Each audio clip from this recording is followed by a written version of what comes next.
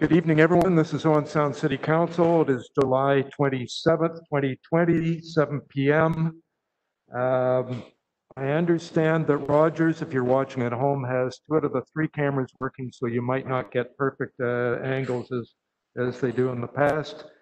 If you're wanting to follow along in our agenda, I haven't said this for a while, go to owensound.ca, click on City Hall.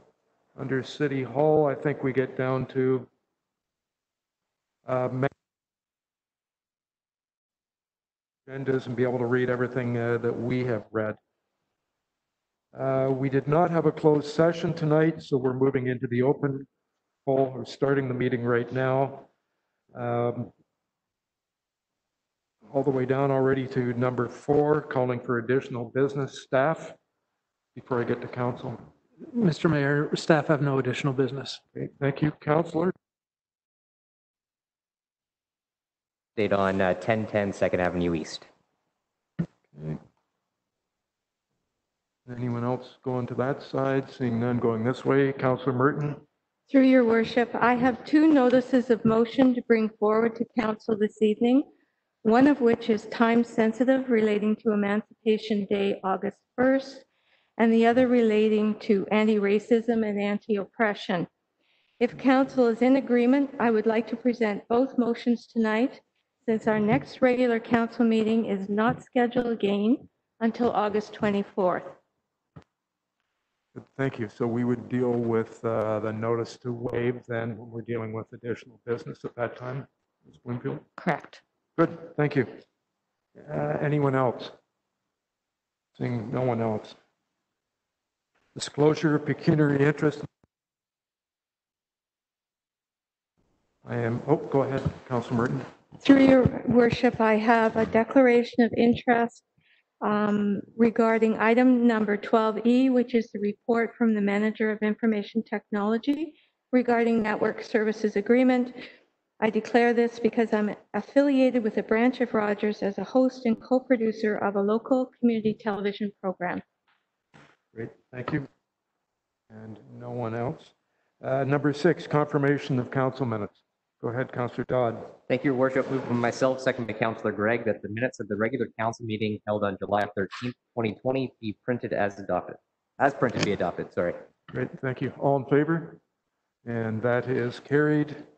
Number 7, motion to move council into committee of the whole. Councillor Dodd. Thank you, Your Worship. Moved by myself, second by Councillor Gregg, that City Council now move into committee of the whole to consider public meetings, deputations and presentations, public question period, matters arising from correspondence, reports of city staff, consent agenda, committee minutes, matters postponed, motions for which notice was previously given, and additional business. Great, thank you. All in favor? And that is carried. Thank you. We are now in committee of the whole. Number 8 in our agenda, we have no public meetings. At number 9, we are very pleased to have a deputation from Savannah Myers, Grey County Director. And welcome, Savannah.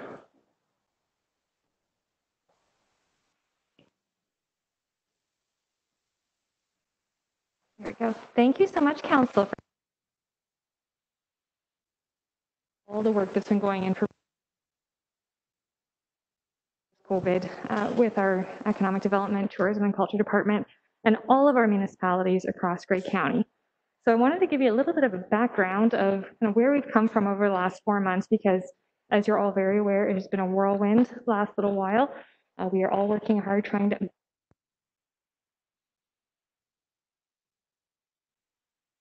those right steps towards recovery. Just before you go further, Savannah, would anybody be upset if she was more comfortable to take her mask off when she's in front of the microphone, and then it maybe presents better? If you're comfortable and I'm not with so it, muffled. we are, yeah, Okay. yeah. Perfect, Okay. thank you. There, sorry. Better now, isn't it? Okay. Let's see here. There we go.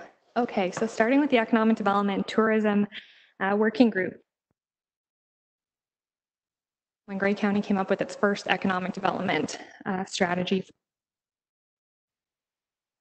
Monthly since that time, with all of our member municipalities, we are up to 35 representatives now, which is excellent.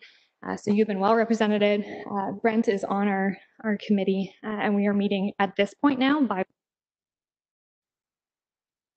We have 35 representatives, like I said, municipal staff, so every one of our municipalities is represented. For those who don't have somebody focusing on economic development, it is their CAO, so we make sure we do have a good, strong voice at that table. We also have provincial representatives and then community partners, so groups like Georgian College, Fort County, through both Community Futures Development Corporation, because we have both Saugeen and Bruce. Sound, we all sit around the table and making these decisions together because we have those ears on the ground to be able to bring the best knowledge back to make the decisions as we move forward. What we also did when we started to hit recovery staff at Grey County. So typically we've been sectioned out where we had communication staff, we had economic development staff, and we had tourism staff. But we looked at everybody's best expertise and best knowledge, and we rearranged everyone to make sure that we had everyone in the right spot to be able to be nimble and to take quick action. So we ended up with a communications group because it was so important that we had good, constant communication right across the county and consistent, because that is key, and we'll talk about that in a minute for our businesses. Consultation and training, so really focusing on the Business Enterprise Center and what they're able to do for our business training. And then recovery, and that's very much focused on economic recovery and where we're going to go from here. So this group has been together right from the hop, and like I said, we're now meeting bi-weekly as we go through the recovery phase.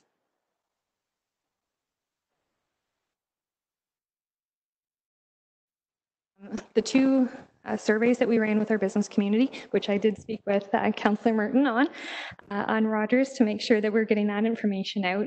And that was done with the Western Ontario Wardens Caucus. So making sure we were asking the same questions right across Southwestern Ontario to find out what those key trends are, where we differ and where we're alike, so that we could take broader action.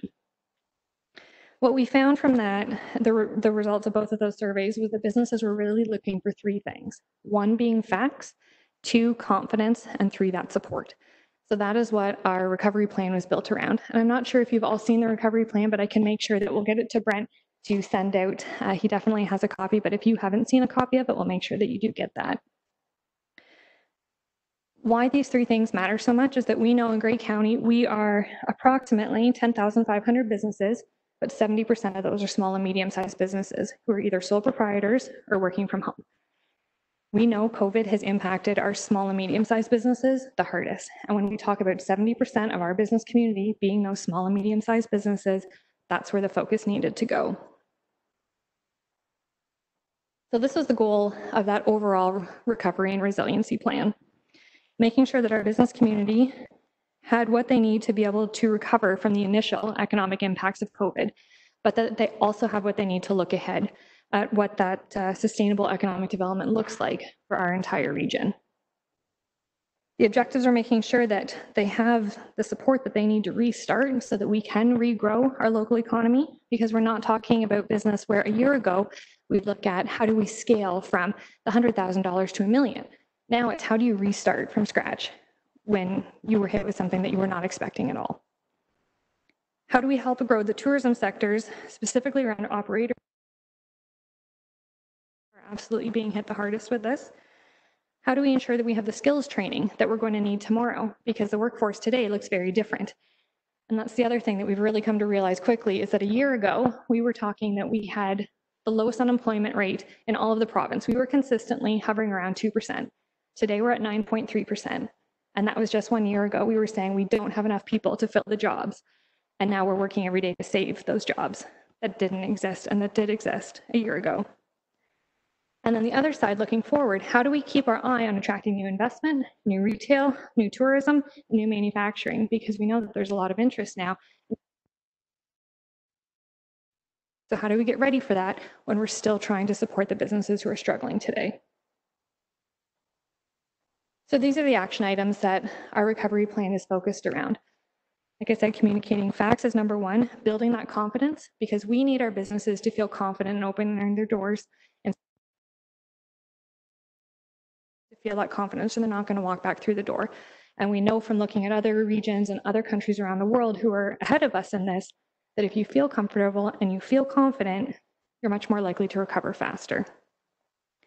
Supporting our small businesses, making sure we're focusing on marketing communications, and that was something else that really came out loud and clear through those surveys, was that our businesses were saying, when COVID is over, when we're starting to open, you need to keep the focus on helping us market and communicate that we're open, that we've pivoted, we've totally turned our business upside down, and that we're still here and we're fighting and we want to do well for our community, because these are our neighbors and these are our community members, and they are really the backbone of our region and our economy. So making sure that we have those marketing efforts there.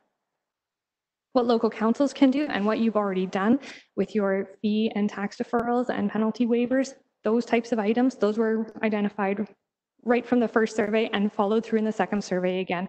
That's what businesses were looking for at your level. Provincially and federally, they were looking for those larger incentives, which they did receive.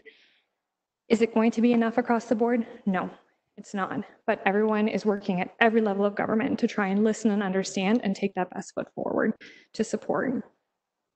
And then while we're going through this, tracking and measuring the local economy is also key, because we want to be able to follow those baselines and see where it is that we're headed and what impact we've been able to have with the supports that we're providing.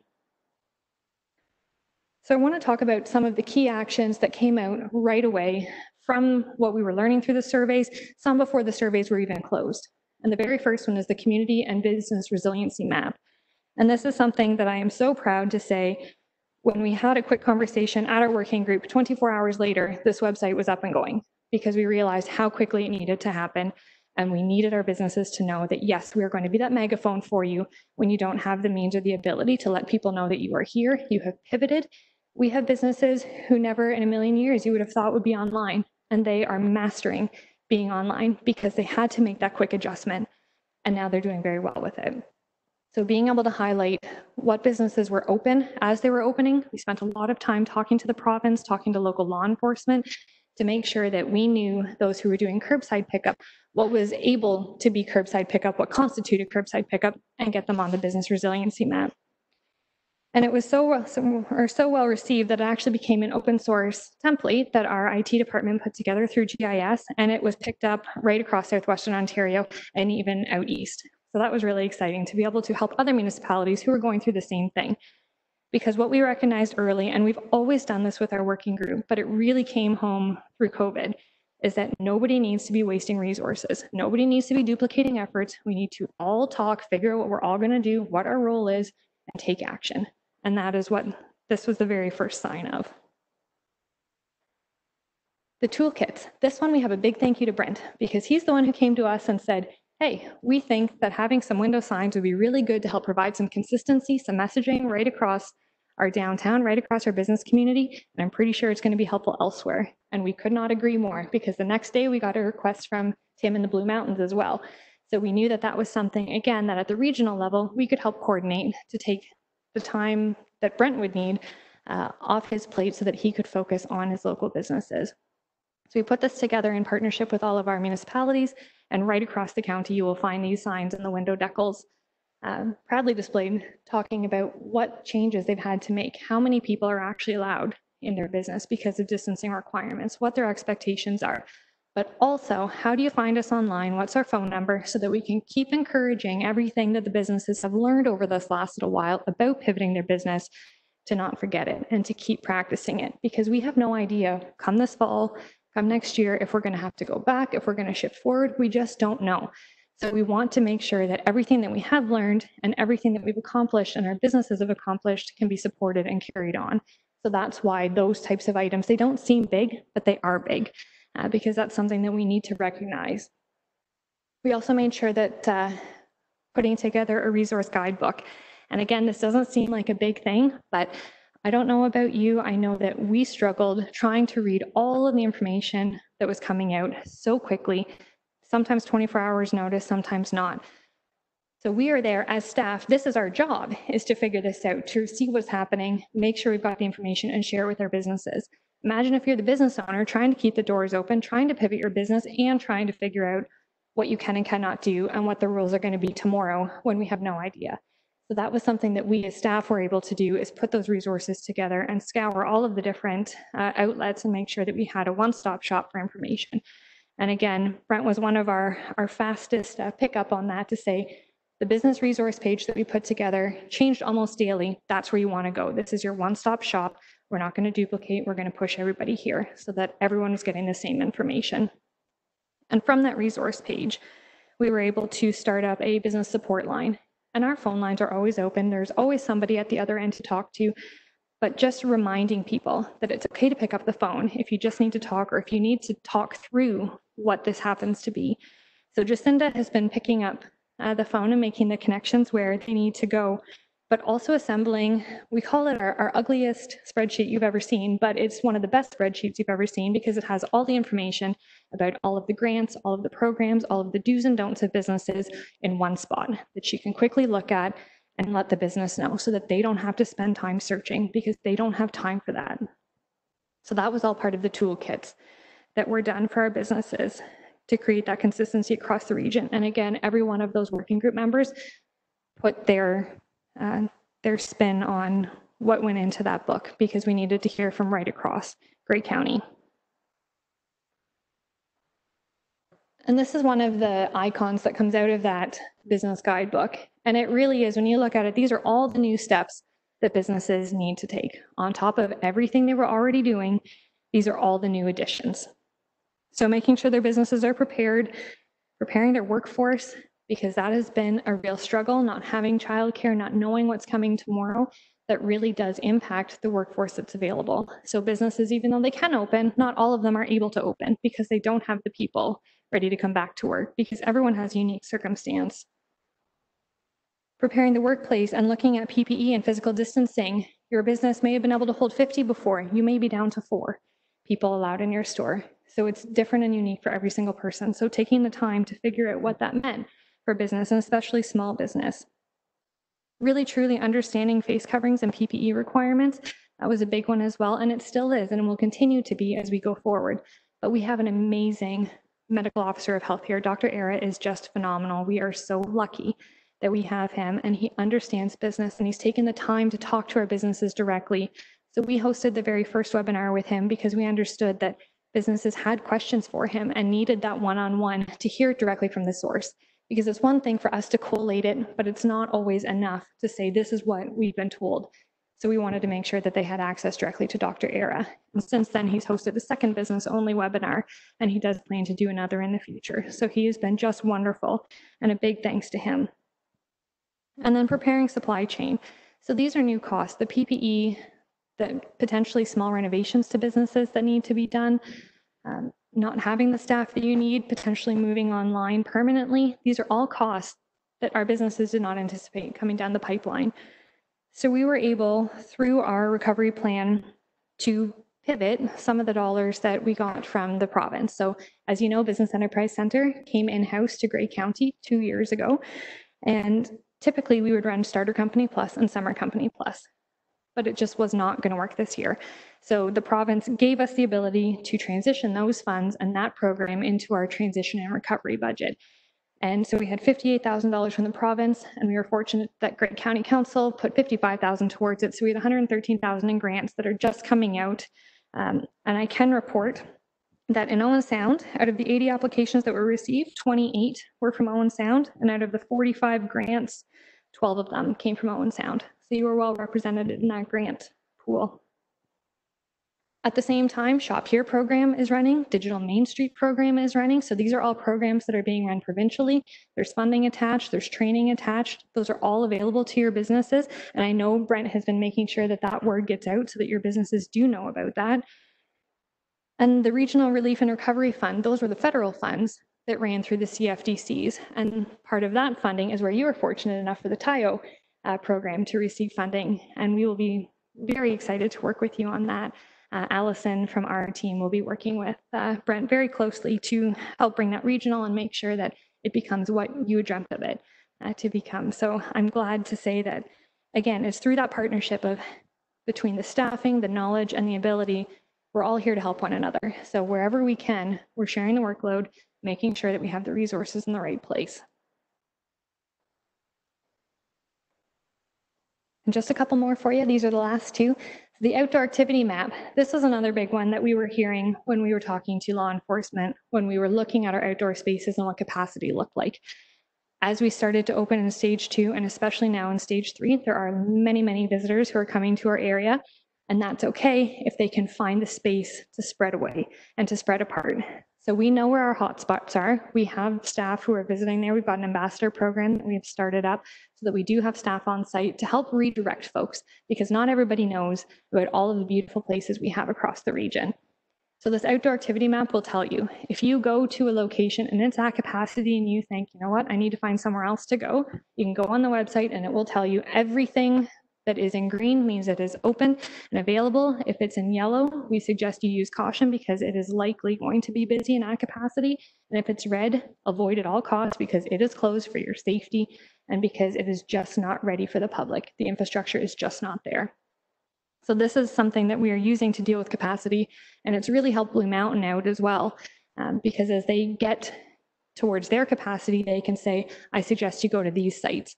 And then from there, we want them to come back to downtowns, and we want people to be shopping local and spend their money, because we know that for the most part, if you're going to enjoy the natural outdoors, you're not spending any dollars. So come back and support our local businesses, which is why it goes along with this, the Rediscover Gray campaign. And this is all about supporting local business. It's featuring one municipality each week, so we're running for 9 full weeks. You are the week of August 3rd to 9th. That is when we'll be focusing on Owen Sound. And I know Brent's going to talk a little bit about some additions that he is working on. But it has been a real focus on supporting local, supporting small business. All of the gift baskets come from our small businesses. They didn't give it to us. We bought the gift cards from them because it's important that we too are supporting them. We have marketing dollars. We might as well put it back into our local economy.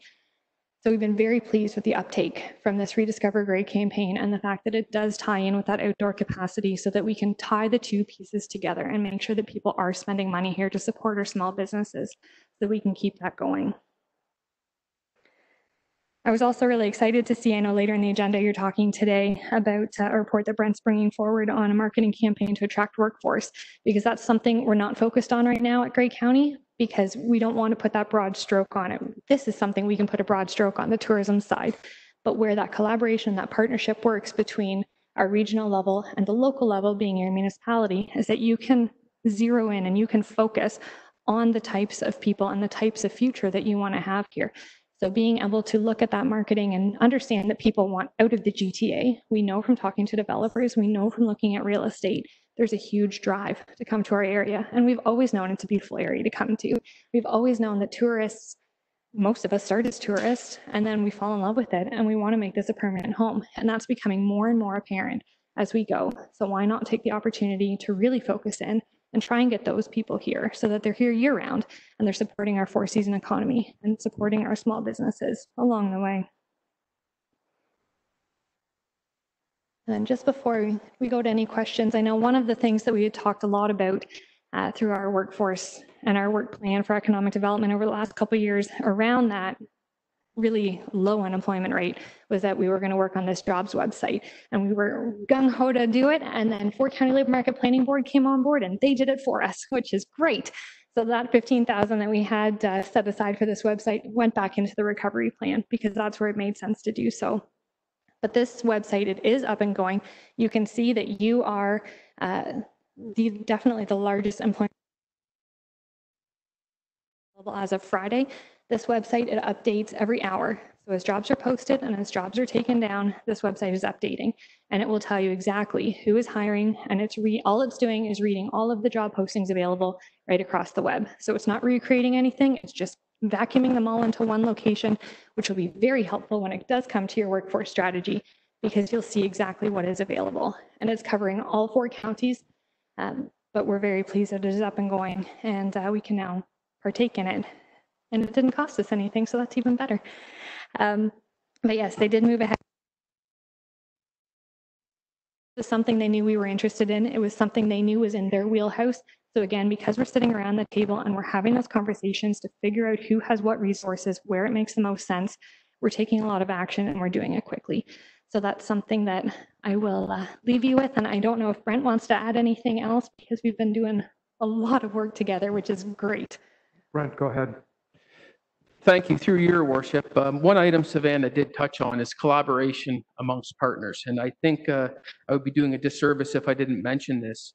I was approached by the Chamber of Commerce with the thoughts of partnering on a Shop Local Day but knowing that the county was working, through their program and Rediscover Gray, I suggested we look to enhance Owen Sound's Rediscover Gray Week just to make it that much bigger. So do a week instead of a day. The Chamber of Commerce stepped up with a very sizable contribution to help support that campaign. We stepped up with our own operating budget, and we've been able to build on the county's campaign to highlight our small businesses and our community as a whole for the week of August 3rd to August 9th. A really big week for tourism in our region, as a lot of people are looking to take advantage of that 4-day holiday kind of just after the long weekend. So we have a healthy radio campaign, lining up some interviews. We're also finalizing our new Hit Play video, which you might have remembered the Hit Pause video in March that we had to do, but we're finalizing that promotional video, which focuses on safety, responsibility, and small businesses as well, and people getting back out to support those. So I haven't seen it yet. I'm looking forward to seeing it this week, and I'm sure you will be as well. And just on that, and leveraging those resources, we did open up our pop-up visitor center in the downtown, and the response has been tremendous. It's each week and each day we're open, the amount of foot traffic in there is growing. Calls from people visiting the area, so not just foot traffic. And we do leverage that resiliency map to push people to our businesses in Owen Sound, our restaurants in particular, when people are looking for places to eat or shop, as well as that outdoor activity to Owen Sound, but that outdoor activity map does help as well. So we're leveraging our partnerships, we're leveraging the resources that are available to us, and kudos to Savannah and her whole staff at Grey County. Great. Go ahead, Councillor Dodd. I assume you're ready for questions? Oh, yes, Yep. sorry. Go ahead. Great. Sorry. Thank you, Worship. First of all, I think we just need to give a pat on the back to both Savannah, Brent, and both teams from economic development, both from the county and the city, because we always talk about working in a collaborative environment. And unfortunately, it took a serious event like what we're in currently to see how great it can actually be when we're all working on the same page. And this is just that one stage of what we can do together on economic development, and what does that lead to for other services in the future. So first of all, you both have done a fantastic, your teams have done a fantastic job. And I think that's one of the big things that we need to focus in on. I had some notes here, which Savannah and Brent have already touched based on, but like the Starter Company Plus, which was a $2,500 grant opportunity for small businesses. There's RTO 7 grants. Owen Sound did a business spotlights, know your neighbor for small businesses, to get some exposure for that. The toolkits, the Shop Here program. So any business currently right now that's not selling online, there's an opportunity to have this a design for you to have an online website to sell your products. Community and business resiliency map, like you spoke of. Ms. Coulter, I'm going to hopefully ask you in a second here, we're going to talk about the community improvement plan that's going to come to us in the fall. So there is a lot of programs that we've got in place here to help those small businesses that are struggling right now in this time. And I think we just need to make sure that we're taking that and making sure it's in everyone's faces. Everyone knows that everyone's here to support them and help them. And so just Savannah, that question, I guess I would say, is that support line that you said Jacinda is watching. Like, what is that number? And how do we broadcast that to any small business to ensure that if they do have a question or they have a need, that they're getting to the right place and have an answer for them? Sure. Through you, Mayor. It is her extension right from the county. So it's 372-0219, extension 1270. And I know the phone rings constantly, and that is a good thing. We're very, very happy that businesses are taking the time to ask, because it's better that you ask and have a 30-second conversation than get lost trying to find something. Mm-hmm. That's a fantastic thing, and I'm really happy to hear that. And so hopefully some of our small businesses who haven't been able to take advantage of something that is in place currently can do that.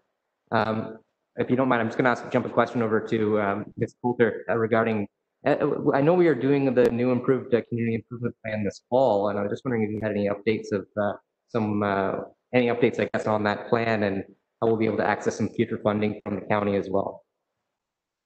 Thank you. Through you, Your Worship, I think there was a report at our meeting in June, and Council had December 31st to allow staff time.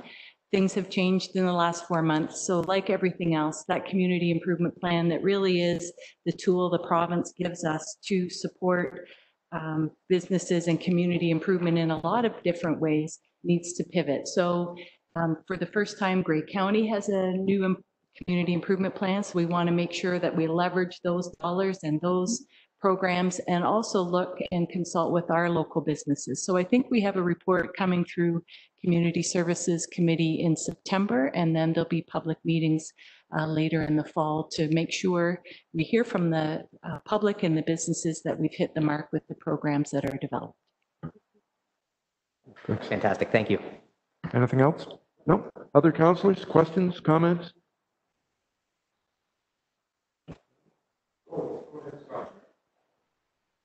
Thanks, Savannah, for the presentation tonight. Just a couple points to touch on. You spoke about the shop. There's lots of startups out there that are trying, to build themselves as a resource for people to find. And a lot of people are well-intentioned and they will make a lot of efforts to shop local if they can find the product. I'm not sure, are you aware of that? Seems to be one resource that's emerging above the others, particularly for maybe not the biggest brands, because they're not too worried about search and SEOs and stuff like that. They're going to brands are using them, so it's a resource for a lot of businesses. All they have to do is import quantity and UPCs, or they've got plugins that tie and associate back to your point of sale. So it's a resource that for sure a lot more businesses could and should be aware of.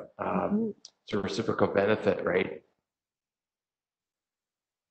They've already reached a sizable scale. I mean, we need an economy of scale. Yes. To be able to jump forward, and they seem to be a resource that's there. Second question is, at this time, is there much interest in the old Tenneco factory, the sitting there now since, and I guess it was closed end of March or May? I think it was in May. Just wondering if in May. today's state of affairs, if there's much coming forward. No, I won't be able to answer that one. Actually, Steve Furness, he's the one who has been really focused on the investment side, so that I don't have an update for, but I can definitely ask him. I do know that not on filling the building, but on the Tenneco Action Center side of making sure employees do find their employment, that is going to be going to Sydenham campus. So they will be setting up shop there for a year to make sure that all employees do find a next position. But yeah, I will follow up. Deputy Mayor O'Leary. Thank you, Your Worship. Savannah, thanks for your presentation. This is totally unrelated, but we don't get you here very often. Okay. We did some redeployment at the County of Grey. We did. And your department did what during the pandemic? I had 23 staff between economic development, tourism, and Grey Roots who are at long-term care and housing. And they were wonderful. Right. Absolutely wonderful. So I just wanted to recognize you for that because I think that's pretty special. Like a lot of employees went home and stayed home. You guys, I guess, economic and development and tourism kind of came to a halt. You and your staff trained yourselves, went to long-term care homes and worked, and I think that's worth it. So thanks very much for that. Thank you. We have an excellent team at Grey.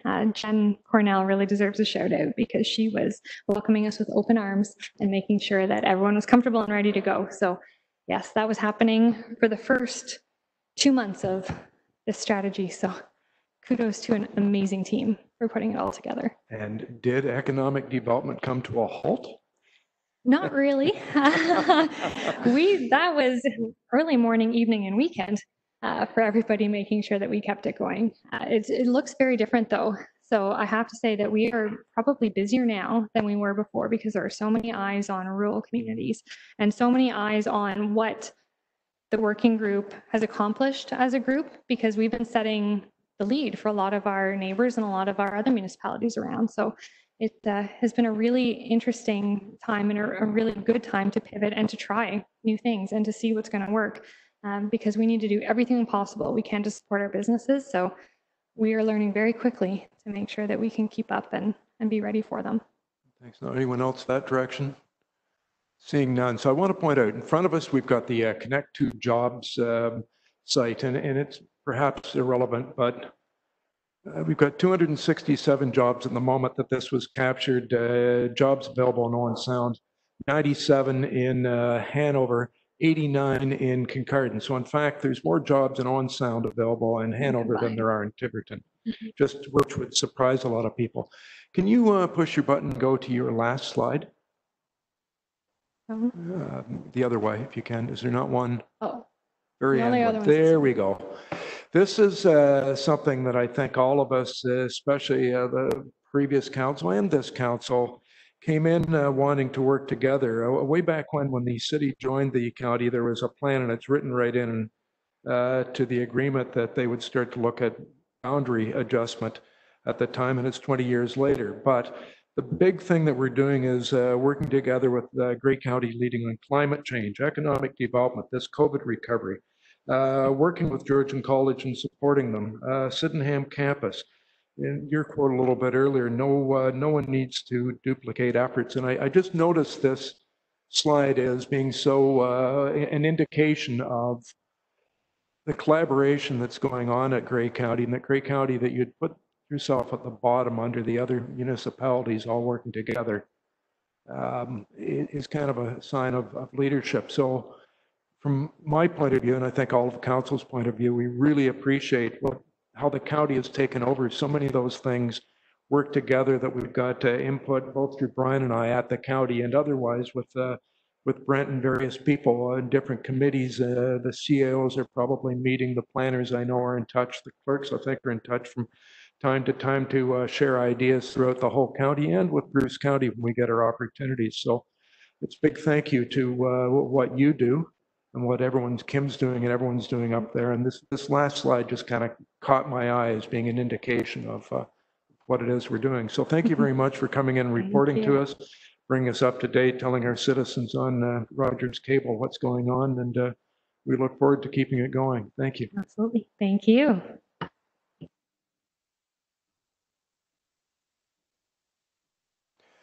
So next on our agenda is a public question period. Did we receive any questions, Ms. Bloomfield? To your worship, I did not receive any questions. Okay, and just remind the public, if they get a question in by approximately noon hour today, then we'll get it onto the agenda at night. Number 11 is correspondence received for which the direction of council is required, and we have none.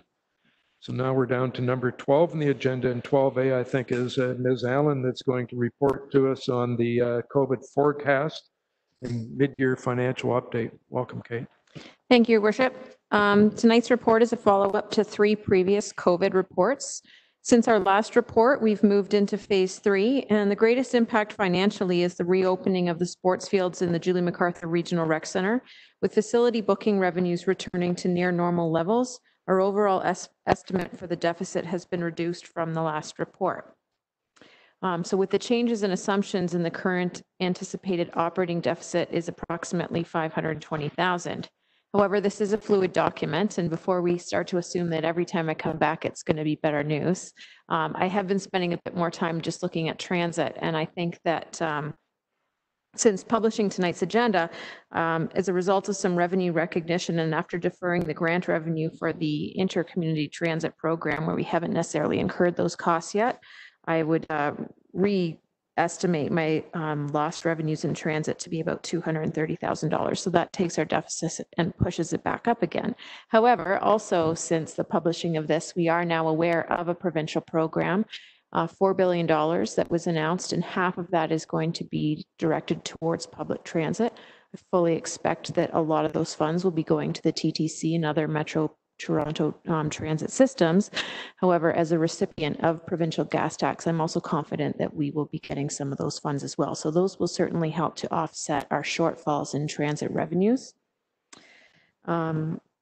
And also attached to the report is just a summary by department of what the different variances are, as well as the trends. And then for your information, I've also included our 2020 capital program, and that has comments as far as where we are with each of those programs, estimated dates of completion, and a few that are highlighted that could potentially still be deferred should we need to use those funds in order to offset our deficit.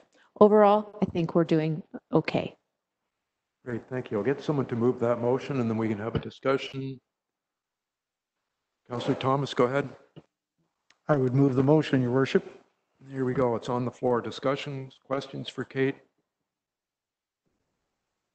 Quiet night, I'm seeing none. So I will call the question in favor or opposed. All in favor? And that is carried. Thank you, Ms. Allen. I think the next one is Ms. Coulter's, the first of her 15 reports tonight. Thank you, Worship. This past May, Council had asked that staff bring forward a report with options for Harbour Nights and outdoor movies in a format that would be approved by Public Health. And that's certainly the foundation of all our planning is public safety. Fortunately, on July 17th, Grey Bruce, along with many other Ontario communities, entered stage 3 of the recovery, which permits 100 people for outdoor events. So with that in mind, staff is proposing 2 drive-in movie nights. They would take place on Friday nights in late August and early September. We would use the north parking lot at the Bayshore Community Centre, where we could safely space cars, 1 parking space each apart. There would also be an area designated for people who may walk or bike to the area to social distance in their own family circles. The event would be a no-charge event, and we'd ask that people reserve tickets online so we don't have people coming and we'd have to turn them away. In terms of TD Harbour Nights, which is a wonderful way to sort of wind down a weekend, normally that's held on Sunday nights on the West Harbour, and we've canceled that event through June and July. But staff are working on a plan for 3 dates in late August and early September. With the Community Waterfront Heritage Centre and tourism closed, we're shifting our plans to Kelso Beach Park Amphitheater. It's easier to distance there. There are accessible washrooms in the park, as well as there's ample parking there. And what we're hoping is that the event would be streamed on an FM transmitter. So if you were in your boat and wanted to be nearby or in a car in the parking lot, you would be able to hear the event. On a really positive note, TD Harbour Nights is still the sponsor for the event at $3,000, which is just amazing. And there's 3 community sponsors, Capes Engineering, Freedom 55, and the Own Sound Attack, who have each pledged to sponsor one of the evenings. So overall, the event's budget, Canada Day, that money that Council asked be set aside for a future there. Riverside Reunion and Harbour Fest are both cancelled. So we would be spending about $18,000 on these 2 events, still with some unspent funds in that events area. So the recommendation, Your Worship, is that in consideration of the report, you would approve the 2 drive-in movie nights, subject to final approval of the event in consultation with Public Health, and that you would approve 3 TD Harbour Nights concerts at Kelso Beach, again with final approval of the events in consultation with Public Health. Good. Thank you, Councillor Kepke. Thank you, Your Worship. I'd be happy to move the motion. I think our residents are certainly due this little ray of sunshine and some small entertainment that we can give to them in times like this. And we certainly have looked at every precaution that needs to be taken. So I'm happy to move the motion. Deputy Mayor O'Leary. Thank you, Your Worship. I will certainly support that. I think this is really positive news. We've already got the money set aside. I have a friend that drove to Hanover with his kids a week ago to the drive-in. I think our young families are starving for this kind of entertainment, and this is great for our seniors who've been, and nowhere to go. And I just think this is really positive for everyone in terms of mental health. Thanks. Councillor Thomas. Thanks, Your Worship. I just want to thank staff for coming up with this, these options. Working with the public as I do at the farmers market on Saturday mornings, I really had a chance since the lockdown started to lift to observe people. And the thing that strikes me constantly is how deeply angry people are right now. A lot of them are happy to be outside, but a lot of them are deeply angry. And I equate that with the loss of so many of the things that we've come to cherish in our lives. And I think that this report and these events give us a chance to bring back a little bit comfortable way and I hope there'll be enough support around the table to carry this forward because I've had enough of other people's anger, I can tell you. So thanks, Your Worship. No comment. Councillor Gregg? Thank you, Mayor Body. I guess I've got a couple questions and concerns. The first one would be, I can understand, like, vehicular limits are notwithstanding on stage 3. So, I mean, there isn't a limit of 100 vehicles, but if you had a number of families, I guess I look at both of these reports. Right now, the province has, whether we like it or not, a limit of 100 people at an outdoor gathering. And particularly the Harbor Nights, wonderful event, but last year we averaged 387 people at it per night over 8 nights. This year, the report's looking at moving it to Kelso Park, which last week we closed a significant portion of the park because the lake is intruding into it. But regardless of moving it to Kelso Park for more spacing or keeping it at where it was, the province has a set limit of 100 people right now. So it's not 300 people and it's not 500 people if we convince each other that there's proper spacing. I think we're pushing the boundary here a little bit as leaders to advocate for larger events when the province is laying it out there. Outdoor gatherings, indoor 50, outdoor 100. I know firsthand, I'm familiar with all sorts of outdoor athletic endeavors. They're canceled, they're canceled, they're canceled, they're canceled. I'm with you, Councillor Thomas. It sucks. Everybody hates it. Lots of people don't like wearing masks, but we're having to put up with the situation as it is. This is an event here where we maybe have 100 vehicles. It's about $65 per vehicle to take in the movie. A worst case scenario, it's more expensive than that, and it's subsidized by the taxpayer. It's not fully inclusive to everybody in the community to be able to take this in. But I mean, I think there's workarounds on the drive-in movie. It came in more expensive than I was ever hopeful it would be. So I have a significant concern with supporting it on a cost basis. Deputy Mayor O'Leary said he went to Hanover last week, but you paid for that. This is free. You could conceivably have 80% of the occupants be from outside of Owen Sound, who right now our booking revenues are suffering because we've got great facilities for many people from outside of Owen Sound. But particularly the Harbor Nights, to plan an event right now that is greater than 100 people, I'm not sure is demonstrating the leadership that we need to be. So I won't be in support of the motion at this time. I think it's previous. Dear Mr. Ford, would you consider increasing the outdoor gathering size so that we can, pursue these events?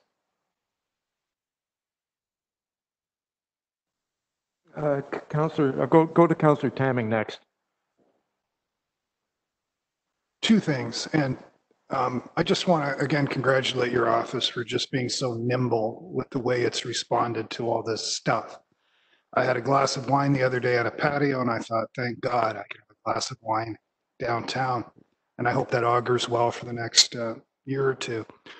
But I will follow up with Councillor Gregg, and so I would need staff. Weird controversy, I might as well name it.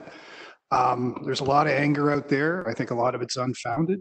Sad to see that many angry people. I'd love to see a concert. So A, could you speak to that?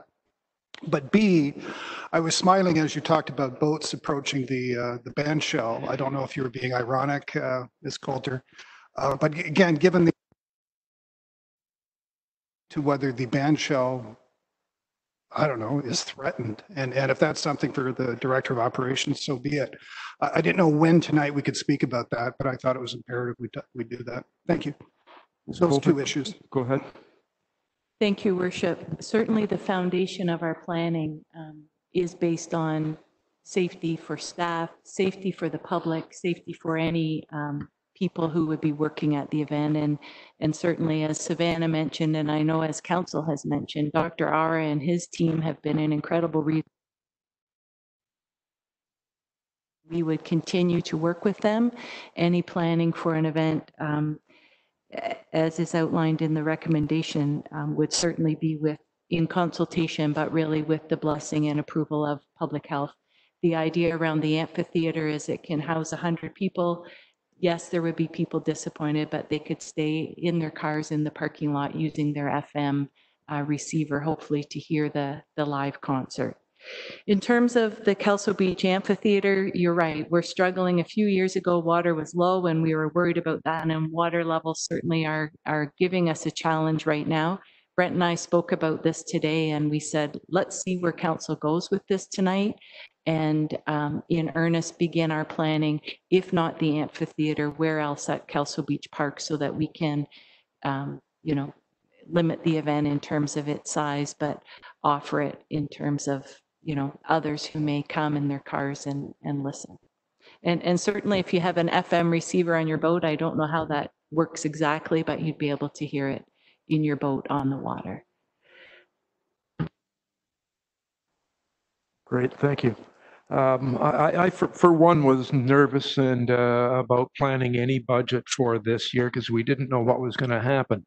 Now we know the government has given us, the provincial government has given us that next step to get to 100. So as Richard says, and Brian, people want to get out, they want to do things. And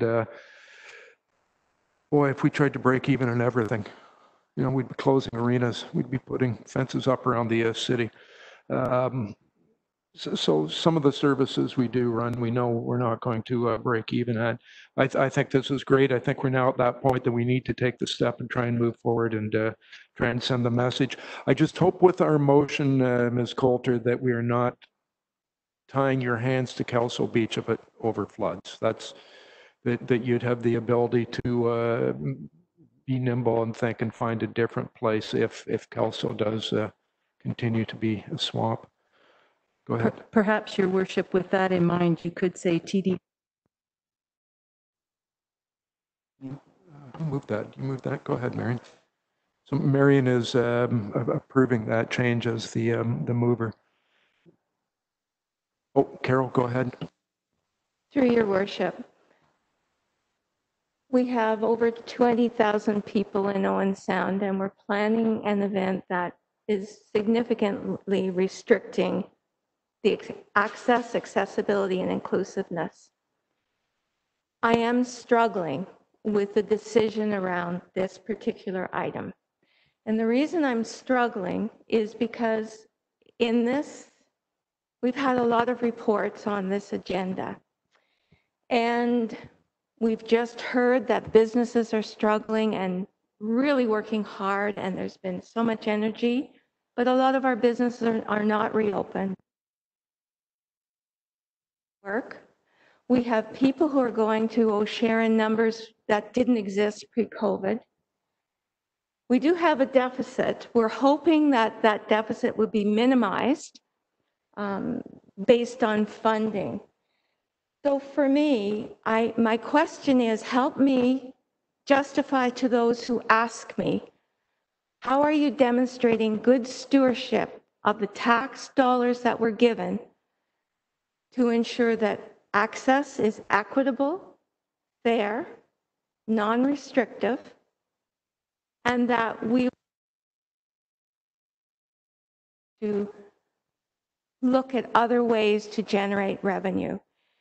I need to understand the thinking behind this event, and I need to understand and assist in justifying the thought process. And I would definitely appreciate your help with this. Okay. Ms. Coulter, I think that's back to you. Thank you, Worship. Is your question really specific to the movie nights? The question is particularly to the movie nights because the rental for it's a new item that we hadn't planned on having to spend. around the harbor, the other event, I think the potential is there for a larger group of involvement, more people. But the concept is there for whatever event we're going to be spending money on. The councillor spoke about accessibility being equitable and fair. And certainly when you plan a drive-in movie night for 100 cars, in past years, we've had about 200 people enjoy our movie nights.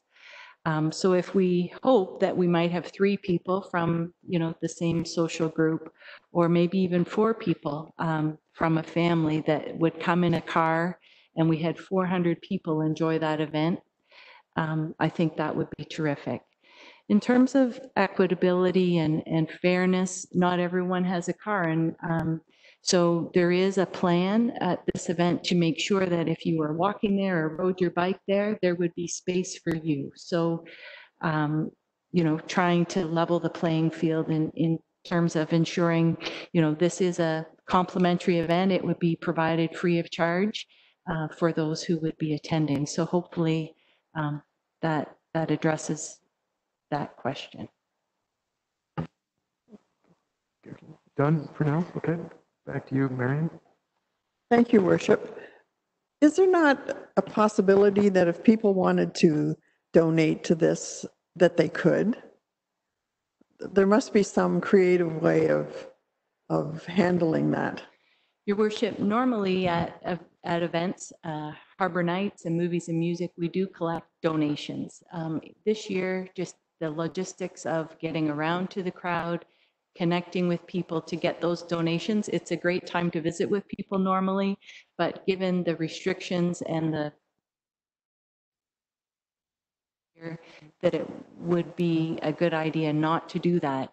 If there's someone watching or a business who wanted to sponsor the event, certainly making a check or a payment through Ms. Allen has lots of options in terms of people connecting with us financially. So if anyone's interested in making a donation, big or small, certainly they could contact us. Thank you. I appreciate that, but perhaps even on our website, the city's website, we can open it up to people that may want to make donations towards these events. Okay, anyone else?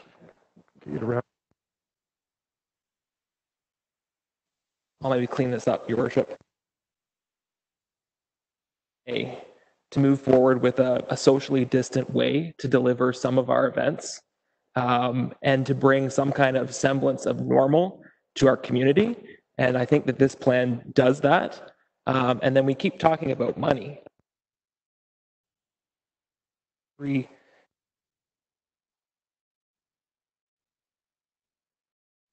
All kinds of money. We are still over $16,000 under budget from our 2020 budget. So I support the motion wholeheartedly, Your Worship. Okay, thank you, Councillor. Question, if the weather is poor on things that were booked and reserved? Through Your Worship, we would reschedule the event if it was a poor weather night.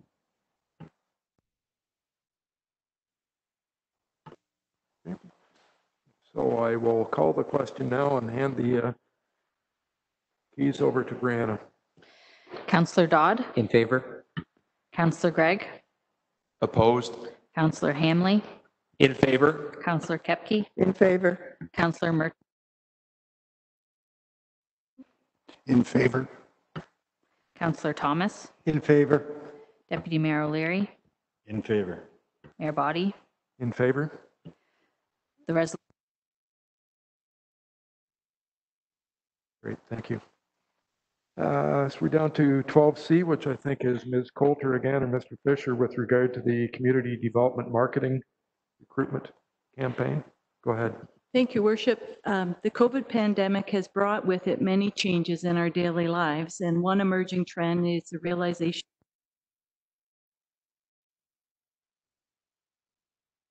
from home. At your June 15th meeting, Council noted that there may be an opportunity to cap. Manager had committed to a report in July. From 2017 to 2019, this campaign aimed at by BC Hughes Incorporated. The unique marketing campaign defied many Innovative Community Award at EDCO. We are proposing to use the gained through that campaign and build off that success and knowledge to develop a new marketing campaign aimed at people who can work from home and are looking to escape larger urban centers. So the campaign will build upon the creative concept already in place, capitalize on a sector of people looking to relocate from larger urban centers, and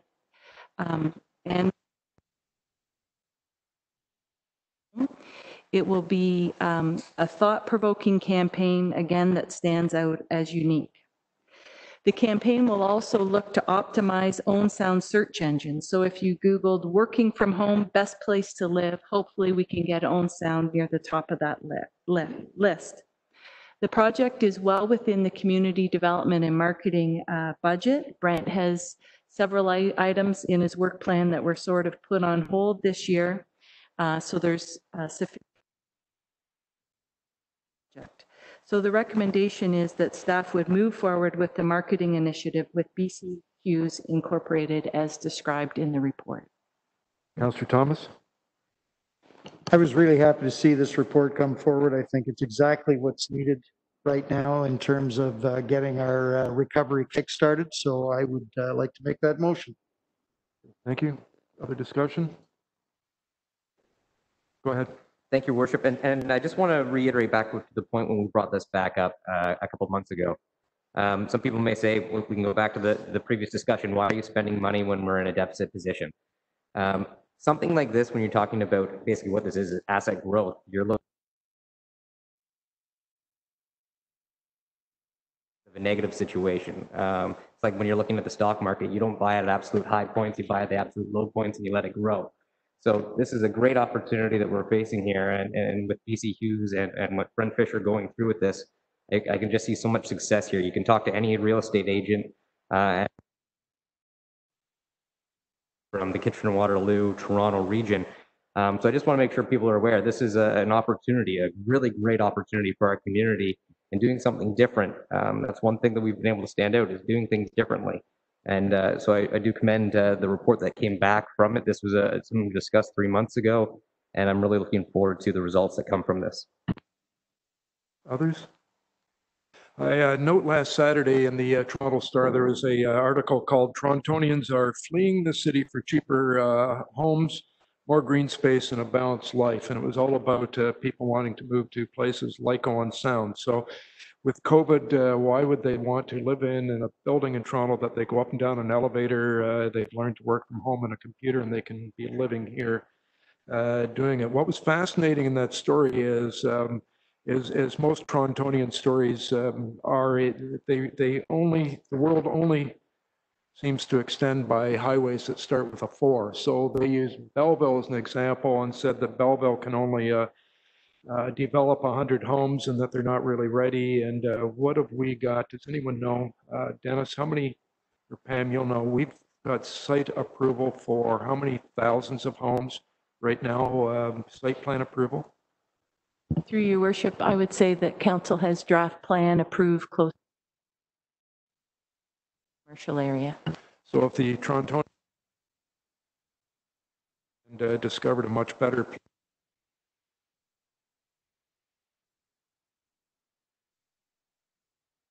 is a great way to try and get into that market, try and be a step ahead of everyone else, and go after an opportunity while we can quickly.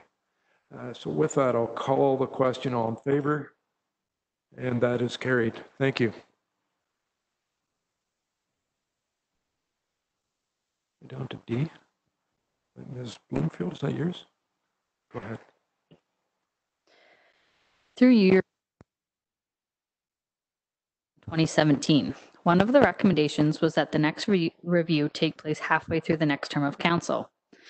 This report is coming forward at this time as it is approximately halfway through the next term. In 2017, no one could have foreseen something like COVID-19 and the global pandemic we are in the midst of. Because of the environment we currently find ourselves in, staff are looking for direction on how council wishes to proceed with the remuneration review. Two options have been presented for consideration.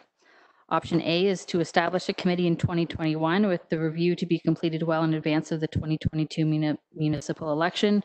Or option B, which is to continue to provide the same wage adjustments as are provided to non-union staff for the remainder of the term and bring forward a report in 2024 to initiate a review. The 2021 non-union wage adjustments will be approved through the 2021 budget process. Staff have recommended option B as the 2017 review helped to bring this council back in line with comparable municipalities, and staff do not anticipate other municipalities entertaining a substantial wage increase in the coming years due to the financial position many municipalities find themselves in. With that, I'm happy to answer any questions you may have. Councillor Dodd? Thank you, Your Worship. I do have a question on this. On option B, which is was being recommended, it's the one portion of it, and this is maybe we're looking for a little bit of clarification, or I'm looking for a little bit of clarification. The first opening bullet point says direct staff to budget for the mayor, deputy mayor, and council to receive the same wage adjustments.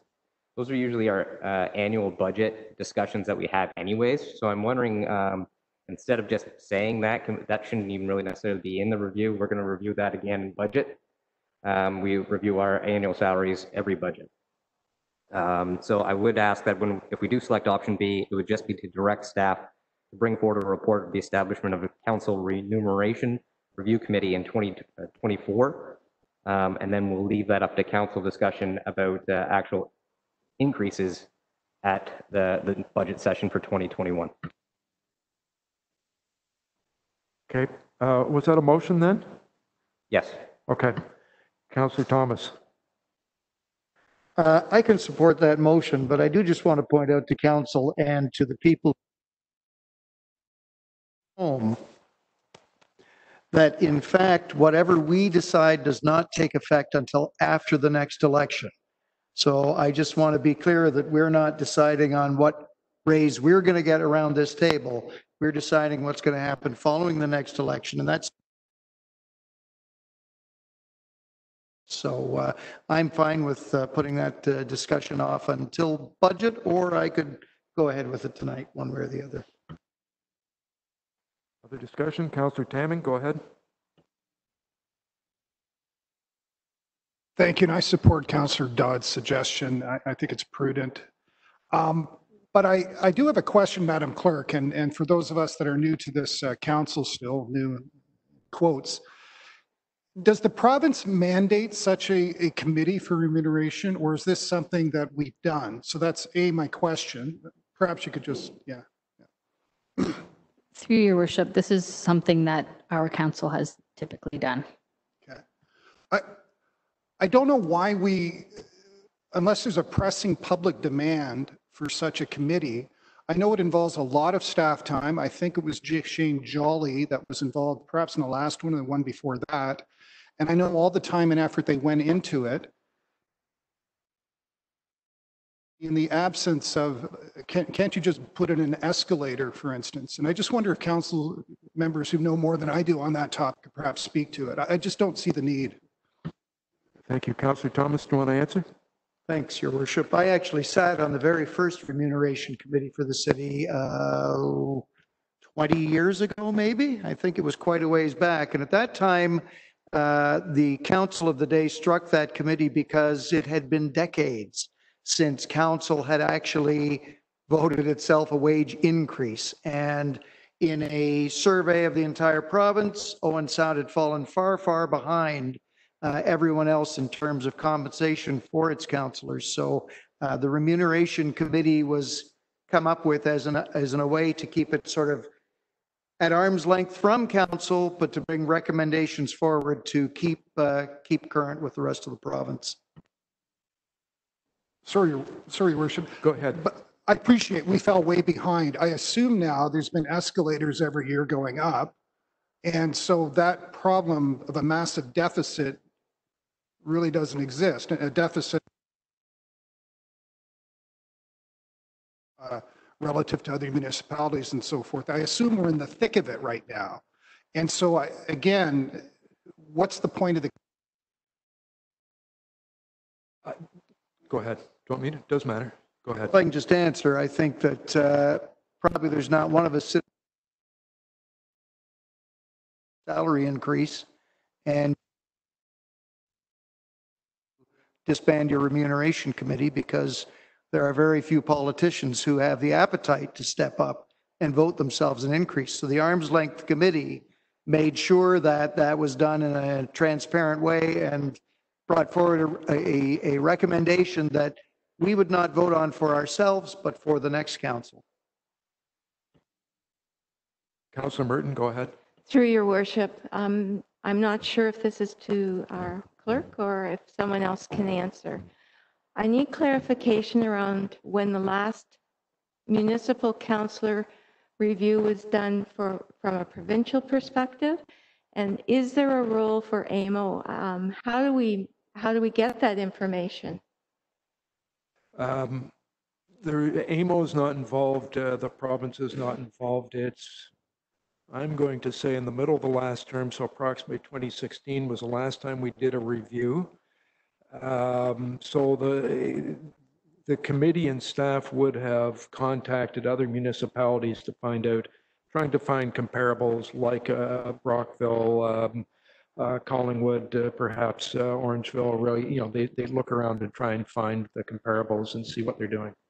So in the absence of any other way of evaluation, having a committee would certainly make sense, because there's no other way to get that information. Correct.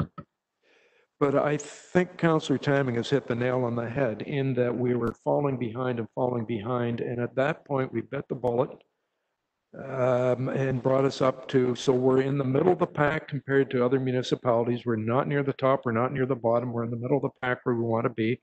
And so do we need another committee now to review it? Probably not. We either bump ahead with cost of living when the budget comes up at the end of the year, looking into next year, and kick off which is the motion kicking off the remuneration committee review for another 4 years to 2024. So, probably we all agree we don't really need it right now, but maybe we don't. Marion, go ahead. I just wanted to mention as well, it's not just council remuneration that's being looked at. The committee looked at mileage rates. They looked at attendance at committee meetings. There used to be per diems paid to councillors. That was changed to being part of the salary to attend committees. So there's other things that the committee actually looks at, as opposed to just the salary that's paid to council members. Thanks. Now, someone else is hand it up. Deputy Mayor O'Leary, go ahead. Just to Councillor Tamming's point, does anyone remember what the history was the last term? I just remember that it was painful having to make that decision because the gap was so big. But wasn't it staff that brought it out in the first place, like brought it to our attention? I don't think it was a council thing. I really don't remember. It would have been, the committee would have been set up. We kicked it over for a couple of years. Committee mandated that it be reviewed in so many years. Sorry, Councillor Gregg. Thanks, Mayor. Buddy, I support the motion as it is right now, but I do think that Councillor Tamming's made a really good point. My recollection is that even though there was an external remuneration committee formed, they made a recommendation. It came back to council anyway, and we still made a vote on it, and it wasn't unanimous. So it comes back to us anyway. So I hear you loud and clear on, do we really need to go through that process again? I have a couple other, one question to Madam Clerk, I guess, is some in the community have expressed an interest or inquired into a ward system. What's the proper time? Can something like that, a larger evaluation, be generated as part of a bigger look at council remuneration? Through you, your worship, The municipal act lays out the process for establishing boards, and should council be interested, I would suggest that a notice of motion would be presented and staff could prepare a report, but for it to take effect in, say, the 2022 municipal election, like after that, then it would need to take place next year, the decision. Okay, thanks for answering that. I think, yeah, budget is a good decision, is a good time to look at it. And at that time, I think we'll look very closely at the workload that council had this year too. We were also off considerable amounts of time as councillors. And we're going to respect the taxpayers' dollars. I'm not even sure we've had a corporate services meeting this year. I mean, I like to, provide extra incentive when people work extremely hard or excel at their role. But at the same time, I think budget time will be a time when council can reflect back on the whole year, the amount of deficit that we're looking at, and we can look closely at ourselves and say, perhaps really what's needed is leadership, and we're going to look at a wage freeze next year. And I wouldn't be afraid just to stop at me. I mean, we are the board of directors for a corporation, and we are stewards of the economic resources that we've got and all the employees. So I think a budget time will be a good discussion on it. Thanks. Well, I agree. We haven't had any committee meetings, but I sure don't feel like I had any time off. Someone else had their hand down there, I think. Councillor Thomas, go ahead. Well, I guess now that we're getting into it here, I would just question, as I pointed out earlier, typically in the past when the remuneration committee brought a recommendation, council recommended it to take effect for the next council. And so recommendation B here to me, and I just started thinking about Councillor Dodd's motion to kick it forward to budget time. To me, this is not the way we should be going. To your point as well, Councillor Gregg. It has always been a recommendation for the next council, not for the sitting council. I could be wrong, Madam Clerk. I'm sure you can correct me. Remuneration committees have always worked.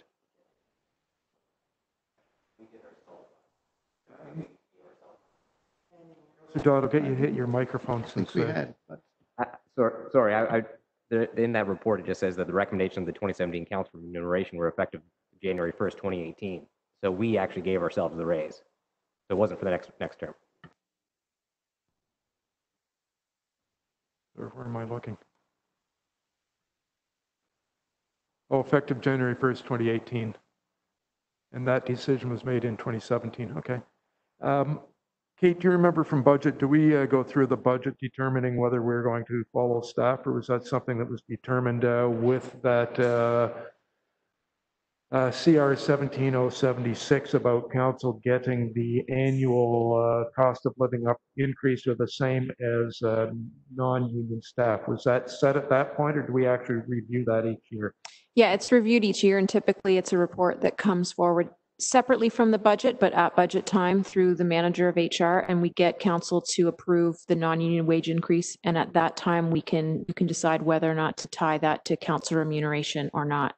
Really, our intention for this report tonight was, if we're going to move forward with a remuneration review within this term of council, we wanted to get that direction. Or are you okay to sort of go through this term of council and look at a remuneration review more likely within the next term of council?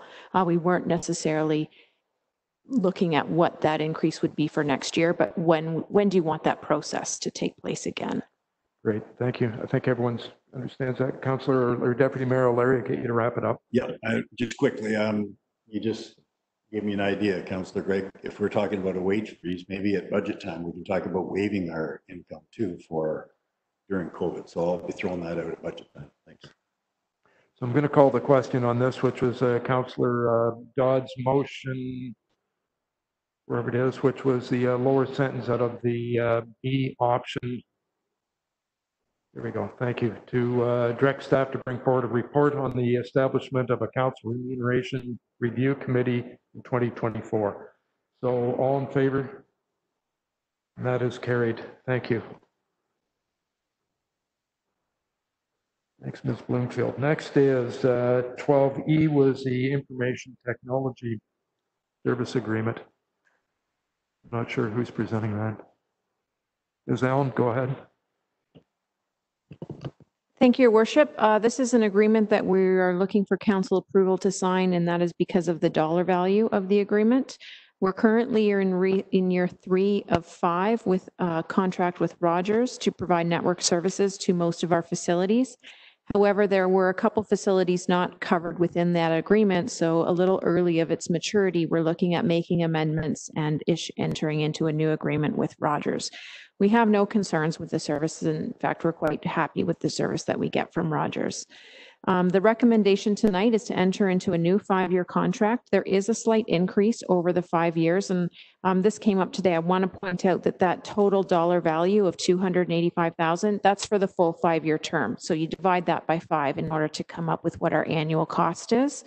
The increase annually of $14,000 is offset by proposed capital spending reductions of $30,000 in 2020 and the $275,000 planned for 2021. So that's already paid for itself in that we don't have to make those capital investments by moving to this sort of more cellular, taking advantage of network solutions that are already in place. Thank you. Deputy Mayor Larry. Thank you, Your Worship. I'll move the recommendation. Okay. Any discussion? Seeing none. Oh, Councillor Tamman, go ahead. Okay, through the chair, I may be confusing this with something else. I thought during budget time there was some talk about trying to bring some of this in-house if we upgrade our own infrastructure. And can you just speak to that briefly if you don't mind? It does seem like a lot of money. I appreciate you divided by 5, but still. You are correct. At budget time, the sort of movement was to move towards fiber and having our own infrastructure. However, looking at these solutions and understanding the lifespan of a fiber network and its usefulness to us, our IT team that's currently working on these projects identified that it's more financially feasible for us. It's a better cost for us to do it this way rather than invest in that infrastructure ourselves and ultimately be on the hook for its future replacement. Okay. Anyone else? Call the question. All in favor?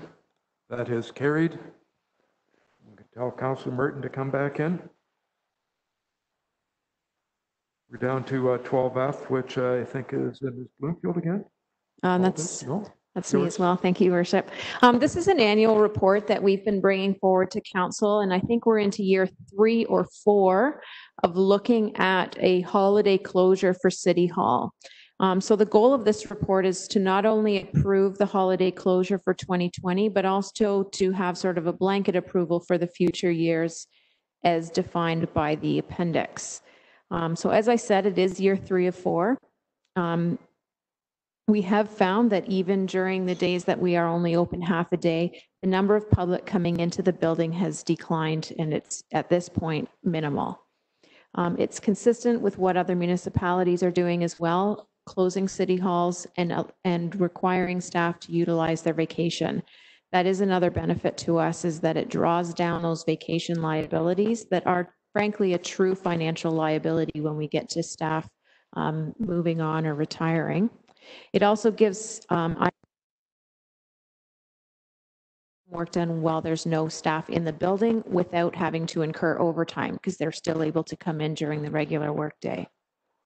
So the current plan for 2020 would have us closed the whole week, right through December 28th through Friday, January 1st, with the Monday and Friday both being a stat holiday, and then the 3 days in between being closed and staff having to use vacation for those days. That's basically it. Yeah, there is an appendix which shows how those closures would work through the next 11 years as well. Great, thank you. Councillor Hamley. I would move the recommendation, Your Worship. Councillor Kepke. Thank you. Through you, Your Worship, to the Director. Just a question on the appendix. Years 2025 and 2030 don't really indicate vacation days that are used. So is that different those years? Yeah, so some years, the way that the calendar works out, it may just not be reasonable to have that blanket closure. But this is often filling the blanks between stat days and weekends when there is just 2 or a maximum of 3 days. Okay, thank you. I'm going to call the question. All in favor? And that is carried. Thank you, Kate. 12G. Thank you, Your Worship, and through you, Your Worship, staff is requesting council to direct the mayor and city clerk to execute the necessary agreements with Harold Sutherland to complete the rehabilitation of 16th Street East from 9th Avenue to 16th Avenue East. Given the tender results experienced in Wyerton earlier this year with the Main Street project and the impact that COVID-19 could potentially have, we believe it would be prudent to divide the work in the contract into sections and create provisional items which would allow us to stay on budget in terms of the money that would be spent in 2020 should the tender amounts come in above the allocated budgets. In order to stay close to our budget, staff is recommending that the removal of the provisional item, Section C of this contract, this will allow us to stay close to our budget. Items, wastewater, water, and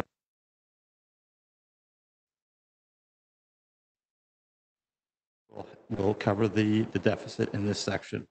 Water came in under budget, so the surplus will be returned to the water reserve. And gas tax will cover the overages associated with the road work as part of this project. Great, thank you. Questions or motion, I guess, first, Councillor Gregg. Thanks, Mayor Body.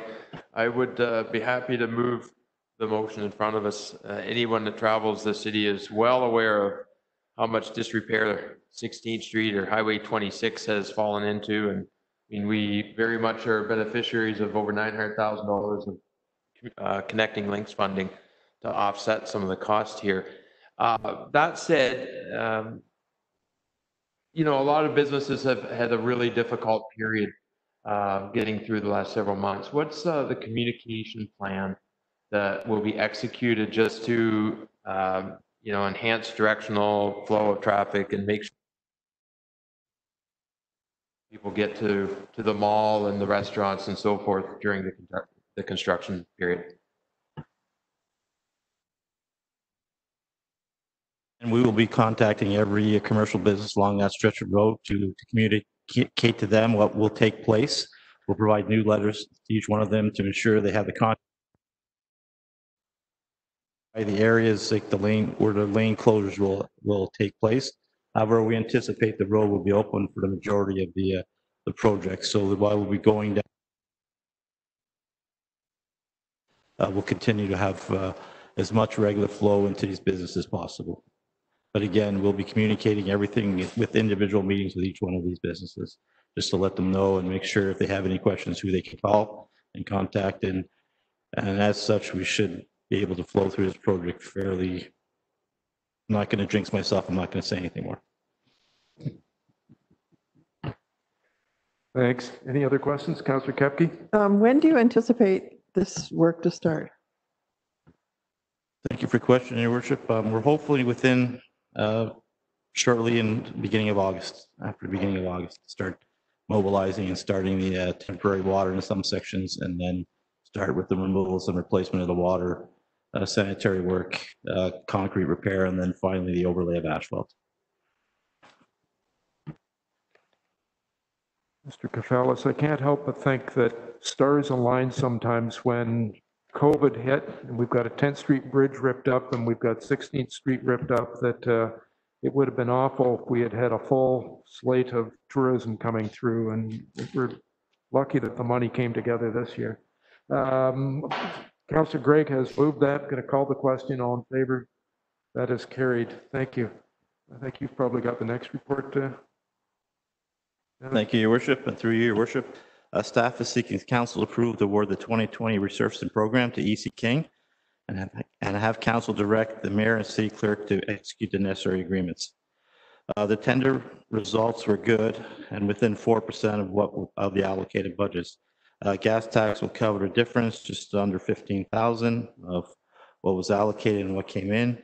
Included in the work will be 6th Avenue East from 9th Street East to 10th Street East, 9th Street East from 6th Avenue East to 7th Avenue East.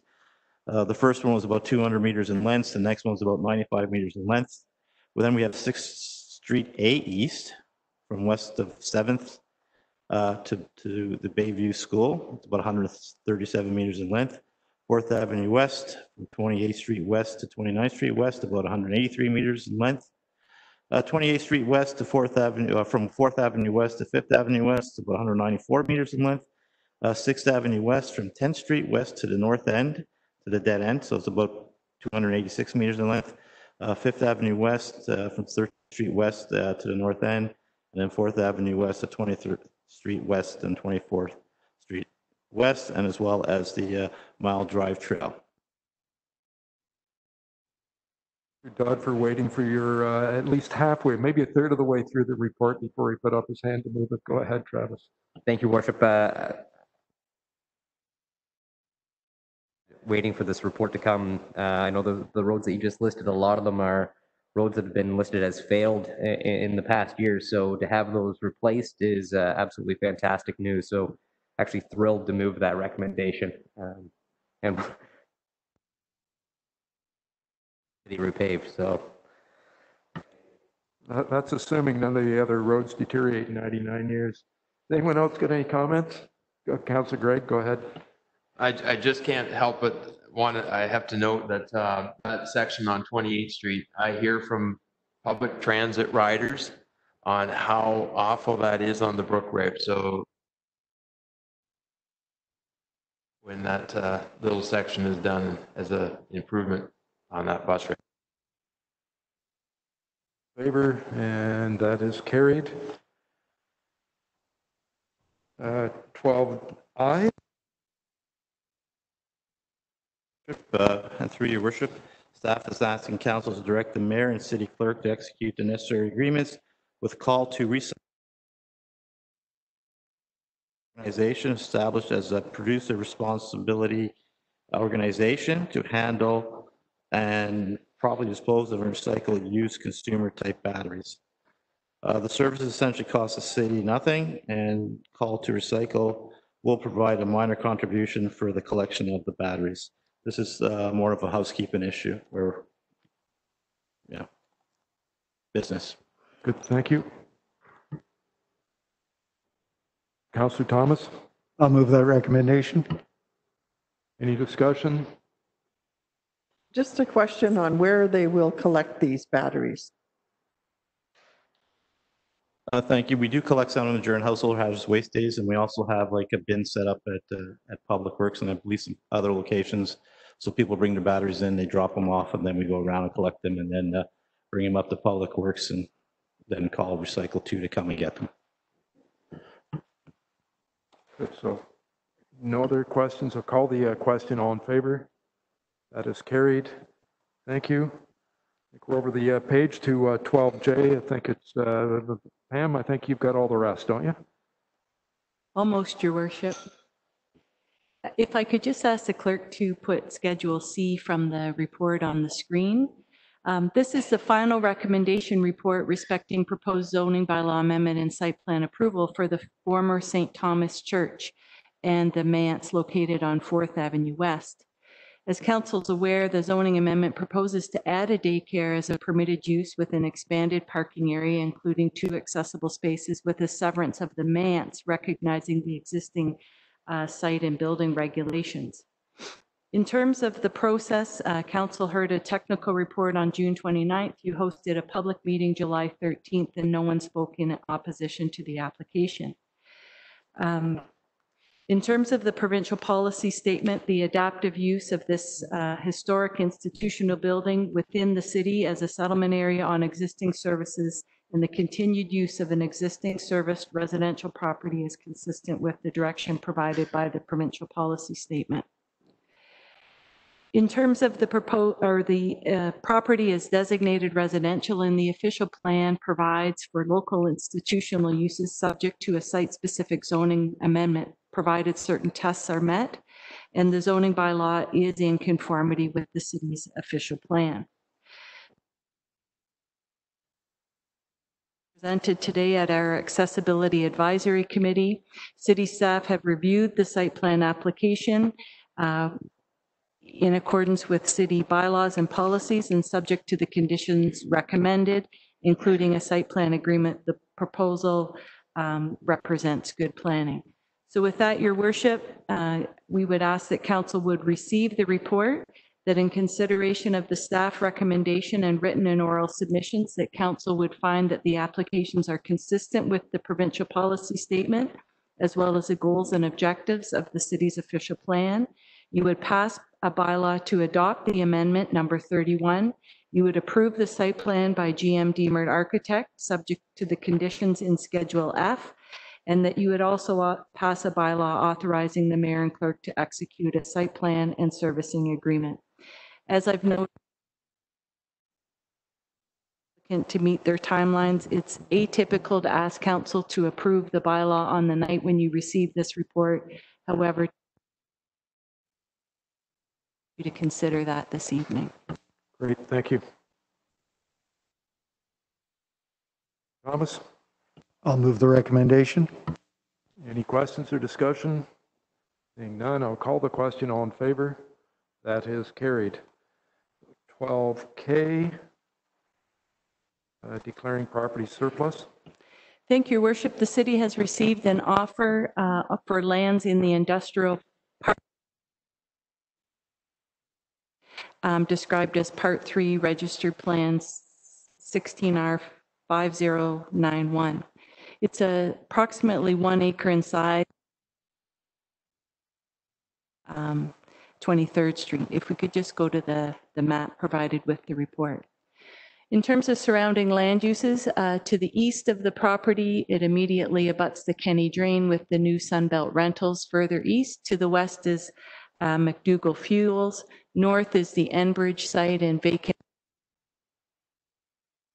or other industrial uses, including lands owned by the city.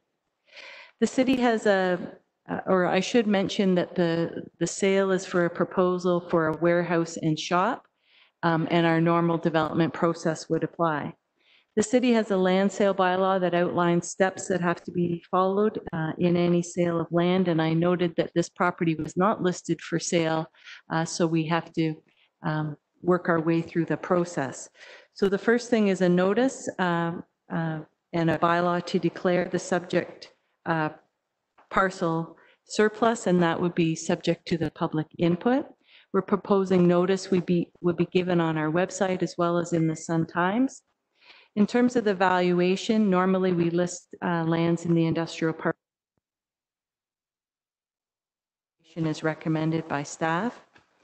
In terms of the notice, it is include the method of sale, and we're recommending that the method of sale be listed as direct sale. And all costs of disposal are to be paid by the party acquiring the property. So with that, Your Worship, we would ask that Council direct staff to provide notice in accordance with the land sale bylaw, that the notice would be posted on the city's website and in the Sun Times, that the direct negotiation based on an offer, and that subject to the public input received, that you would ask staff to bring forward a bylaw declaring the land surplus, and that council would note that a further valuation is not required of the land. Great, thank you. Councillor Merton? Through your worship, I move that recommendation. Any questions, discussion? Seeing none, I will call the question. All in favor? That is carried.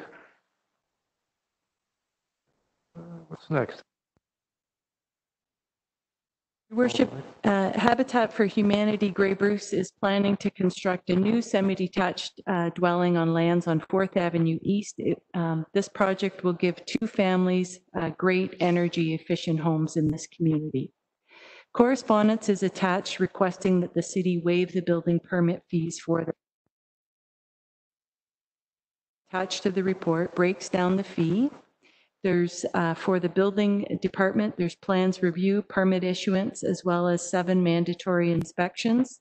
There's the plumbing permit, the occupancy, and then also the engineering review of the grading and drainage plan.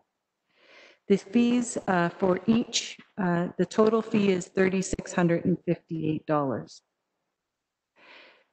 Just a reminder that Council's 2019 Development Charges Bylaw has a discretionary exemption for nonprofit residential. So in this case, the 16 or the 3,600, or sorry, that development charge would be $16,000, and the city is required then to fund that charge that you're forgiving on a discretionary basis. In 2017, Council did not waive building permit fees for Habitat, and I would note recently Housing did also pay their building permit fees. So the recommendation, Your Worship, is that you would receive the report and deny the request by Habitat for Humanity to waive the building permit fees in the amount of $3,658. Thomas, was that, go ahead. Yes, I'd move the recommendation, Your Worship, and I just want, could you just give us a ballpark guess at what the permit fees are that On Sound not-for-profit housing might have paid for their? I've just thought of it now, but I would say it was a significant amount of money. Through Your Worship, I would agree. I could endeavor to get back to you by the end of the night. Okay, thank you. And, you know, again, I am in support of the motion because, you know, I think that we did enact our development charges this year, and we did include not-for-profit housing for the very reason that we wanted to support it. But these costs, these development permit fees, et cetera, are money out of pocket for the city. And, well, it's all money out of pocket for the city, but that does need to be covered in my view. That was moved. Any other discussion? Councillor Gregg. Thanks, Boy. Just a refresher, 3 years ago, we used to have a dedication to Parkland Reserve. And I feel like in 2017, we might have waived the dedication for Parkland Reserve. Now, that requirement, it got swallowed up in the new provincial bill. Is that what happened to that? That might be putting you on the spot, but that just, it came to me as you were presenting the report. I remember a Parkland Reserve that I think we waived on that. Through Your Worship, in this instance, because there's no lot being created, they're using existing lots. Actually, the home on the lot was destroyed. Land dedication in this instance. And I've got the motion from 2017, and it was not included. We didn't waive it. Councillor Tamming, go ahead. Ms. Coulter, with all such requests, I'm always curious, do we have a template or a system that we can nonprofit type of entities that ask for these fees to be waived and so forth? Do we have a standing policy of any kind, or is it ad hoc? Through Your Worship, there's no standing policy. I would say that normally to give council some recent examples, both of the last Habitat build as well as Own Sound Municipal nonprofit, but there is no formal policy. Okay. Follow up, John, or is that, okay. Anyone else? We'll then call the question. All in favor? That is carried.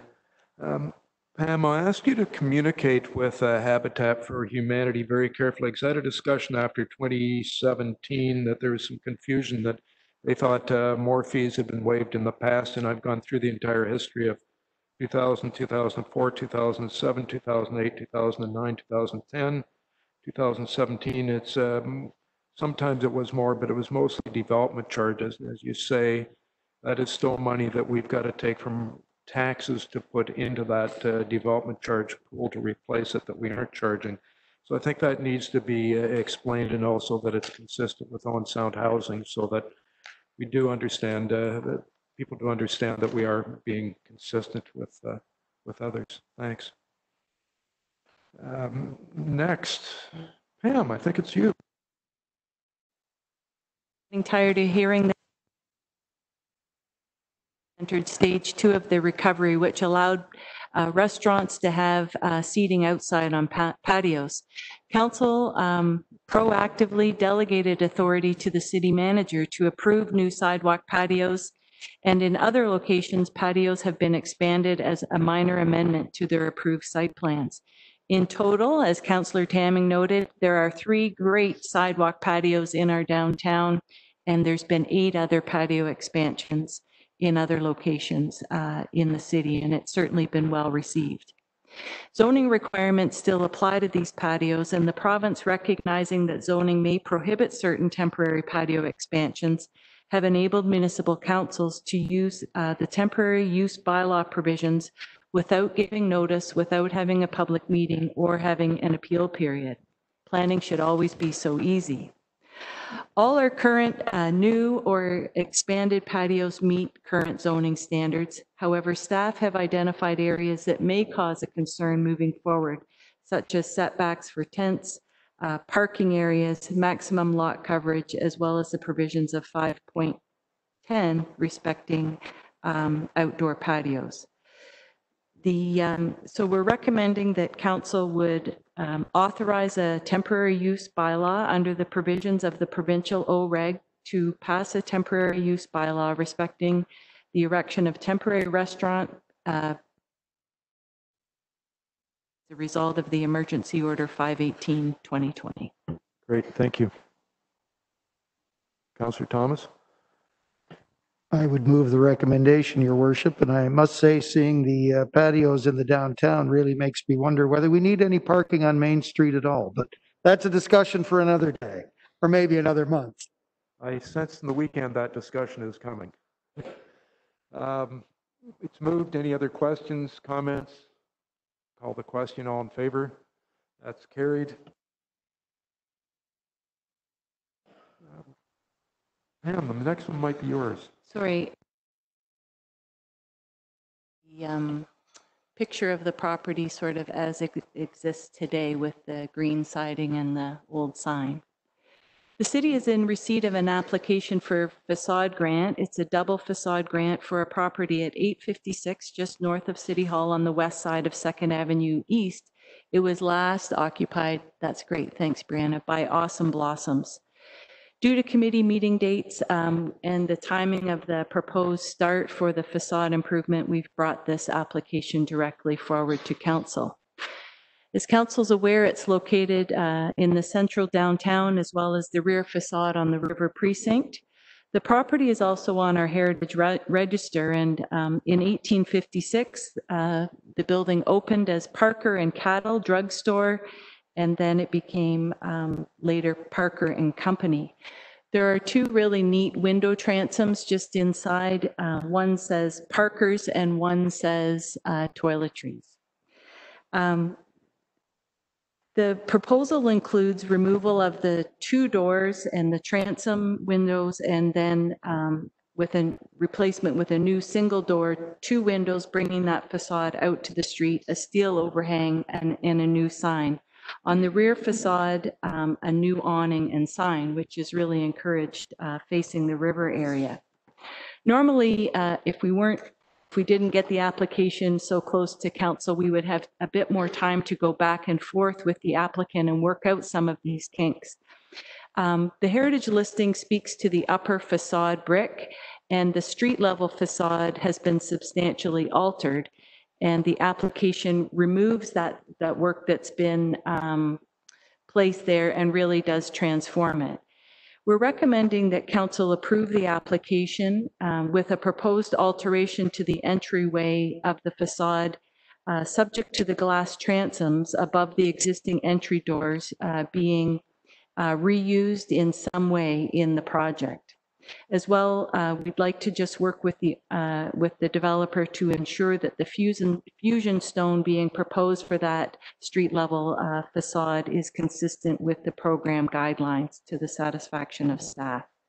So with that, Your Worship, we'd like to recommend approval of the facade grant subject to the conditions as outlined in Schedule F.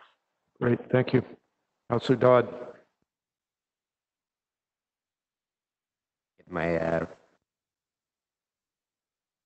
I would Discussion? Seeing none, call the question. All in favor? That is carried. Thank you, Pam. I think you're off the hook now. Deputy Mayor O'Leary. Thank you, Worship. Grey County report. We had a community transportation update, and council has directed staff to begin negotiations with a local transit company. The transit routes will include Owen Sound to Orangeville, Owen Sound to Blue Mountains, and Owen Sound to Wyerton. There's also a route along Highway 4 connecting Flesherton, Durham, Hanover, and Walkerton. The transit company driver's seat have 6 passenger vehicles, and each one has a capacity of 10 people. Public health will be involved to ensure the safety of passengers, and masks will be encouraged. All of the routes are collaborated with the lower tier municipalities. Grey County has established a new task force involving the 2 urban municipalities, Hanover and Owen Sound. The task force will analyze economic and social conditions in the town of Hanover and city of Owen Sound and their impact on the county as a whole. Some of the issues to be discussed are housing availability, employment and job creation, transportation, labor force attraction, and social issues that affect policing in the 2 communities, such as mental health, addictions, and poverty.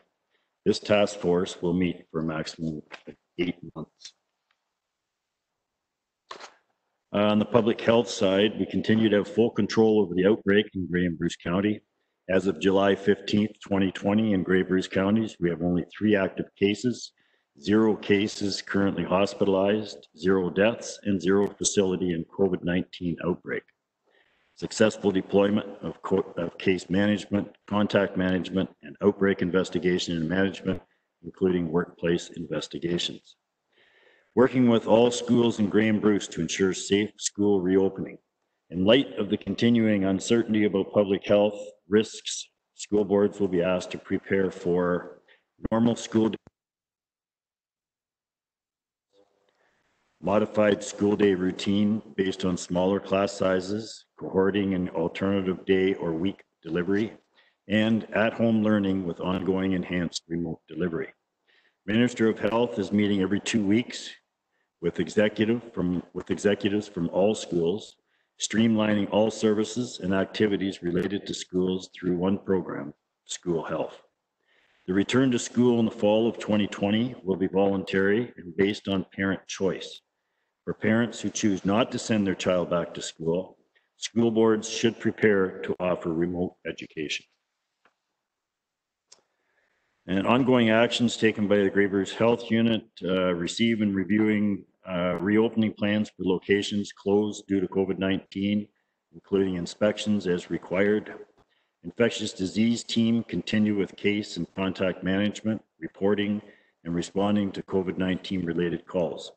Contact tracing exceeds provincial targets with 100% of all cases contacted within 24 hours. The Grey Bruce Health Team continue to ensure essential public health activities not related to COVID-19. Those are my reports. I'll get you to move receipt of both those reports, Deputy Larry. Sure, I would move that we receive both reports. Has anyone got any questions for Brian? Seeing none, I'll call the question. All in favor of receipt of those? That is carried. We're down to the consent agenda. Through your worship, on the consent agenda this evening is a report on the 2019 Council Committee and Board attendance, a report respecting the Household Hazardous Waste Municipal Participation Agreement, report on comments respecting a Georgian Bluff zoning bylaw amendment, and the Zonta Club has submitted a flag flying request. Business licenses were issued to Brigitte's Bakery, which relocated to 948 2nd Ave East. Booster Juice is at 1150 6th Street East, and Beauty Spot is at 181 8th Street East. The last item on the consent agenda is the information package. A full listing is available at 13F. Thank you. Councillor Dodd. Your Worship, just before I move the motion, I would like to pull one thing out, not pull it out, but just to from the Grey Bruce Labor Council. It was regarding a motion to support, to send off to the province and the federal government regarding for municipal back on June 15th. That would, from AMO, which would cover those events. Passed that similar motion in the past, but we appreciate that piece of information. So saying that, moved by myself, that City Council on the consent agenda dated July 27th, 2020, and further that the recommendations contained in items 13A to 13C be approved. Great, thank you. All in favor? And that is carried. Nothing that we have to go back and review. Number 14A, Councillor Kepke, minutes from Community Services. Go ahead. Thank you, Your Worship. It was good to get back to the council chambers to have the community services meeting in July and get back to business. Under the Parks and Cemetery Division, they were discussing the summerfolk tree at Kelso Beach, which was damaged due to high water levels. The memorial plaque was salvaged, and another tree will be planted in a more suitable location, and they'll reinstall the plaque on the tree. The next item regarding heritage was discussed, and it's a matter regarding the county courthouse and jail. And I would ask the Director of Community Services to give us a report on this because of the complexity of this report. Thank you, Worship. Back in January, Taylor Hazel consultants who had been retained by the city to undertake a heritage impact assessment and a cultural heritage evaluation report had made a presentation to Community Services Committee respecting the jail. So the focus of those studies is the jail and the impact of alterations or removals of the jail or portions of the jail on the designated court house itself. After the presentation in January, committee had asked that staff cost out the 4 options that were presented in order that council and committee could go forward with the public consultation, really understanding what would the cost relating to those 4 options be. So the purpose of the report was just to attach cost estimates to each of those options. So in terms of next steps, nothing really changes. Our next steps really do focus on now going out to the public in a new way and getting their feedback on the options that are presented through the Heritage Impact Assessment. Councillor Thomas made a motion that staff be requested to bring back a report to look at reintroducing heat into the courthouse building. There was another motion asking that we do move forward with the remaining steps for the Heritage Impact Assessment. And the committee also asked that staff bring forward the cost of replacing the courthouse roof, which is estimated at just over $68,000 to your budget deliberations for 2021. Thank you. So those motions are included in the minutes. And the other item of significance was the committee dealt with the selection of the 2020 Volunteer of the Year, Senior of the Year, and the Youth Volunteer of the Year, which presentations will be made at a later date. That, Your Worship, I'll move the approval of these minutes. Okay, and if I can just correct a misunderstanding in the community there, it's not specifically the summer folk tree that had the picture taken 100 years ago that became the logo. It's still standing, it's in the water. There is one that was planted in 2005. It was a memorial tree with a plaque on it that apparently has been damaged. It hadn't fully grown. But there's a lot of confusion about that. I received an email that never was corrected from somebody quite upset that they wanted us to do something with it. Just to clarify that. So, and the specific location of that particular tree, Ms. Coulter, can you remind me where that was?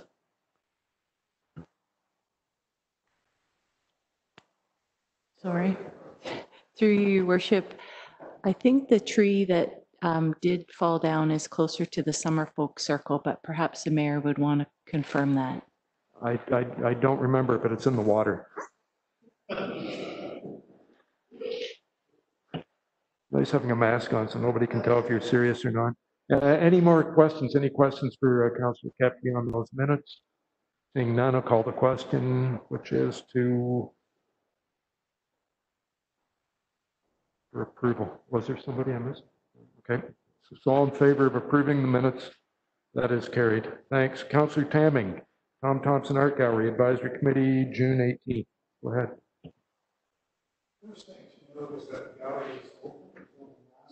Microphone. The first thing to note is that the gallery is open. It was open last week for the members, bit of a bonus for becoming a member. Please become a member. And it's open a week later. It was open to the general indoor facility and so forth. I'm pleased. Emily Kiwagishig. And the latter is a young woman from Saugeen. Hers is entitled Full Circle. For those of you that are fans of Morisot, it seems very much inspired by him, but not derivative at all. It's very compelling, and I urge people to see Emily's presentation. Steve Driscoll has a backlit landscape series, which is very hard to describe, but once you see it, the three-dimensional quality of the local landscapes and so forth is very, very clear. It's a great echo of what Tom Thompson was all about with his landscapes, and again, I just urge the public to see it. That's the good news. We're meeting again next month. We met virtually a few weeks ago, and that's what I'm reporting out of.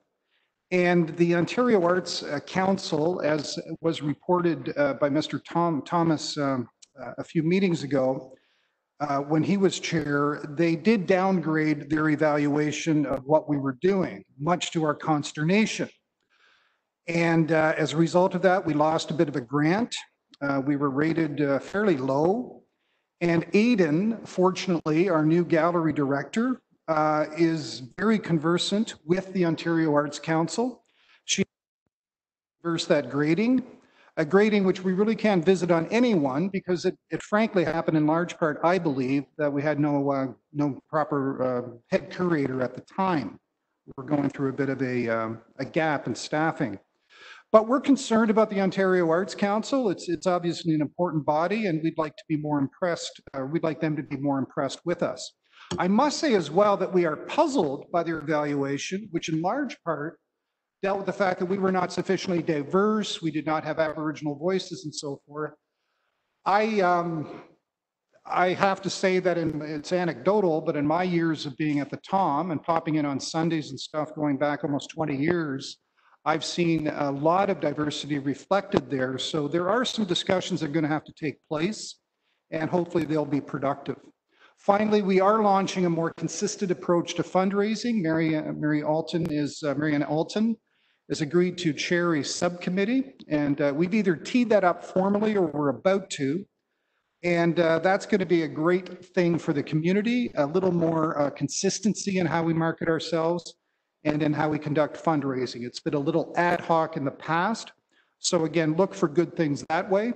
And I too am looking forward, Ms. Kepigan mentioned it too, it's really tough for committees to meet virtually. And I'm looking forward to in the flesh meetings from now on. So if anybody has any questions, but I would move. Go ahead, Scott. Thanks, Mayor White. I just had one populate to me, and that is the work of the Tom Foundation. The subcommittee, is it going to work alongside the foundation, or is it just separate interests in terms of fundraising? That is a deeply textured answer, and I probably don't want to get too much in the weeds on that. I thank you for it. The foundation would more or less like to wrap its work up. And to answer your question, they did have some funds left, some considerable funds, and that's been more or less designated to proper archival photographing by a professional photographer and a catalog. So we have something decent to show others in terms of what we have. Also some selective appraisals, so we know the value of the collection. So between the photography of a professional nature and also these appraisals, we hope to have a better insight into what the collection A is worth. It's always nice to know these things. And B, it's a vehicle to promote it with. But with that, Councillor Greed, the money's pretty well expended, and the foundation more or less would like to walk into the sunset. Okay? Thank you, Councillor Tamming. I went in Saturday, and the two shows that you mentioned that they've just gone up are fabulous. They really are neat. They're so different than anything else. The other one that you didn't mention is, and it's because it's been hanging for a while, the Group of Seven is showing in there, which is the 100th anniversary of them coming together in 1920. They're in the front room. And it's all group of 7 pieces that are owned by our gallery, which is pretty impressive, and another show to go with the landscape and the ski wishing. Pretty neat stuff. Any other questions for Councillor Tamming? Seeing none, he's moved. He did move the approval of those minutes. So all in favor? That is carried. Thank you. We have no matters that are postponed. No motions which notice was previously given. Discussion of additional business. I think Councillor Dodd, you had a question. Thank you, Worship. This was more just I've heard from a couple residents regarding 1010 Second Avenue East. This is the actual location downtown across the road on the west side of the street of Second Avenue from Jason's Pub, which was had a fire several years ago. Just wondering if bylaw or through the clerk would be able to provide an update on timelines of when the adjacent building owners will be conducting their work, and what our steps are for ensuring that something like this, how do we wrap it up? How do we ensure that what we see a rebuild of the building? Thank you. I don't know who's going to answer that. You are? Go ahead. Thank you for your question. Through you, Your Worship. The main goal for bylaw enforcement is compliance, which in certain cases can take time to achieve.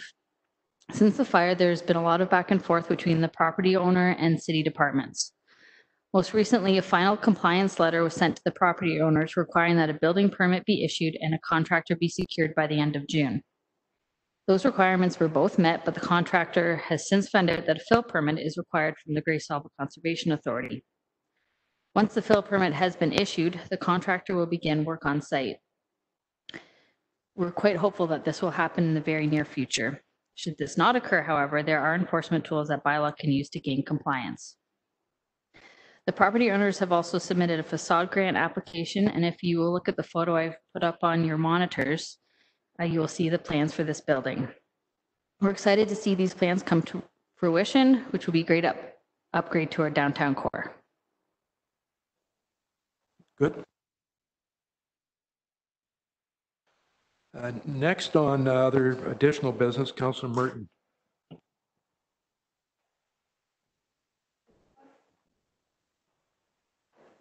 Through your worship, then, I had requested 2 notices of motion be brought forward because of the time sensitivity.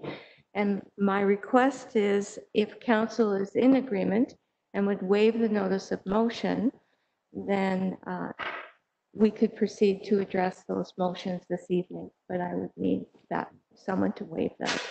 Okay, thank you. Deputy Mayor O'Leary. Thank you, Worship.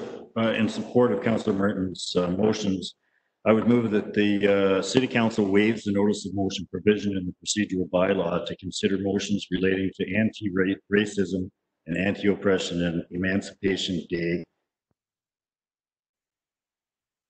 Great, thank you. Discussion.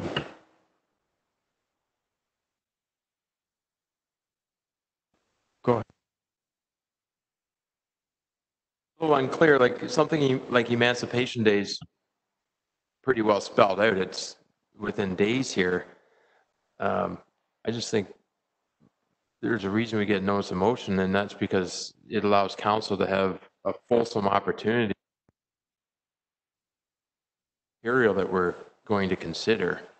Okay, so maybe we don't know what it is. Sorry, I'm pushing the wrong button. I will go back to Councillor Merton to maybe give us a summary of what the 2 motions are so that you understand. Thank you, Councillor Craig. So, if I may, both of the motions, so it's not the actual motion, but the preamble to introduce the motion, to see if that would assist in helping to move this forward. Because the one motion is around anti-racism and anti-oppression and emancipation for those who were enslaved, there seemed to be a flow from one motion to the other that seem to fit, but I can certainly understand your point. Racism and anti-oppression. My preamble was, Your Worship and fellow councillors, I bring this motion to this table to acknowledge that we live in a world where racism and oppression are continuing factors of living for many. We as a City Council can declare our ongoing commitment to actively work towards anti-racism and anti-oppression at every opportunity. We see many examples of inclusion and openness in our city events and activities. We have seen the Mayor, City Council, and the community's response in condemning recent vandalism to our local mosque, synagogue, and graphic racist stickers and images. There is more that we can learn and more that we can do to be change leaders to ensure that Owen Sound continues to grow to be a safe, inclusive, and welcoming committee. So that was the preamble for motion number 1. The Emancipation Day notice of motion goes as follows. Recognized for their important part in the history of the Underground Railroad and Black immigration into Canada. Emancipation Day is celebrated here with the annual Emancipation Day Festival, one of the longest running festivals in North America. This year's event, the 158th, will be virtual starting at 11 a.m. on Saturday, August the 1st on YouTube. Prior to the Underground Railroad, Black loyalists fought for the crown in the War of 1812, both as Army regulars and members grants, land grants, and freedom for their effort. 2020 marks the 200th anniversary of the first Black settlement in Grey County, which began as early as 1820, several years before other settlers arrived, and those early Black and then settled along it. The municipality of Chatham-Kent, which also has an important part in the history of the Underground Railroad, passed a similar motion last week. Does that assist in clarifying the concept of the racism and freedom and emancipation to entertain both the motions, or would you prefer that we? I personally would have preferred them separated myself. Thank you for your consideration of my opinion. First of all, waive the period of notice so we can consider the motions tonight. After you consider the motions, which will come separately, then you can vote them up or vote them down. But really, this is just whether we consider it tonight. And Councillor Merton wishes to move forward tonight. Deputy Mayor O'Leary has moved it. Is there any discussion of the motion to waive notice and hear it tonight? Seeing none, so I will call the question, and all in favor? And that is carried. Thank you. So Councillor Merton, if you want to go ahead with your first motion. Through your worship.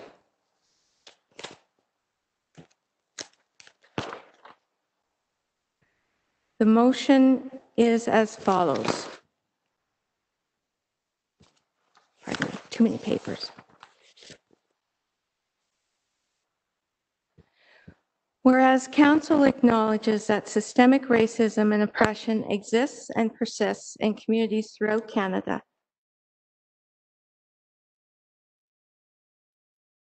in education, healthcare, housing, employment, and justice. And whereas Council supports the Bruce Gray Poverty Task Force belief that everyone deserves to live free of systematic oppression and racialized violence, and whereas Council is committed to support communities outlined in the City of Owen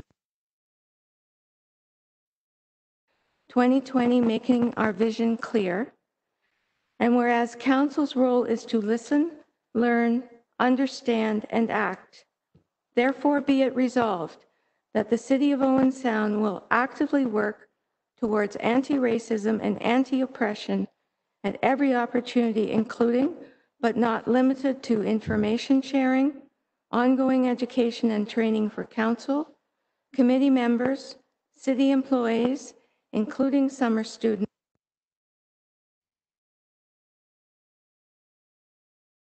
and inclusion. Great, thank you. Discussion, questions? Councillor Gregg? Thanks, everybody. I have, I started writing it down, but I lost. It sounds like there is a considerable amount of workload that you're asking staff to engage in with this endeavor. My first question, I guess, is where's the body of evidence that there's a problem? Because before one fell in Minneapolis, it was not an issue. I'm reading a book right now. It's How to Make America Healthy Again. It's written by a radiologist from Memorial Hospital in New York City, or Nicole Saphier's her name. She's speaking from a doctor's perspective of they don't have enough resources to be spending time with patients, and they're constantly being asked to take whatever the newest political correct initiative is on their own time, detracting from their ability to provide health care just to check a box off. And I've seen it in minor hockey because one fella did awful things with kids, and then everybody's, all the coaches are asked to go through programs and so forth. But like, do you have evidence that there is an issue here in Owen Sound? Because if it's just behavioral programming that we're being asked for, that's not something I would support. If there's evidence that is put in front of us, more so than one or two people complaining, because one or two people, there is complainers out there, whether they like it or not. And one person that was the problem here locally, he wasn't a local. I think he graffitied the synagogue, and it turned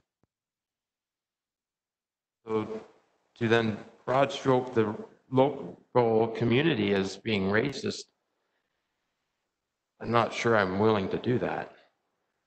Councillor Dodd? I'm sorry, I have to say something. It doesn't matter if there's proof or not. We do know that there's a racism within our society. I don't know that putting Councillor Merton on the spot to prove evidence at this time that there's racism within the city is appropriate. Councillor Hamley? Can I have a recorded vote, Your Worship?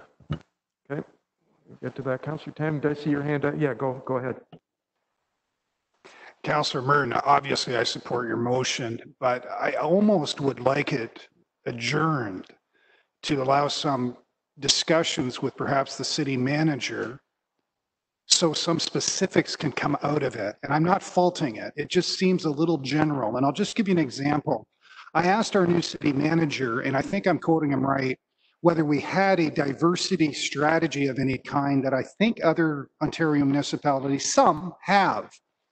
And I believe I'm right in there doesn't seem to be any such written strategy.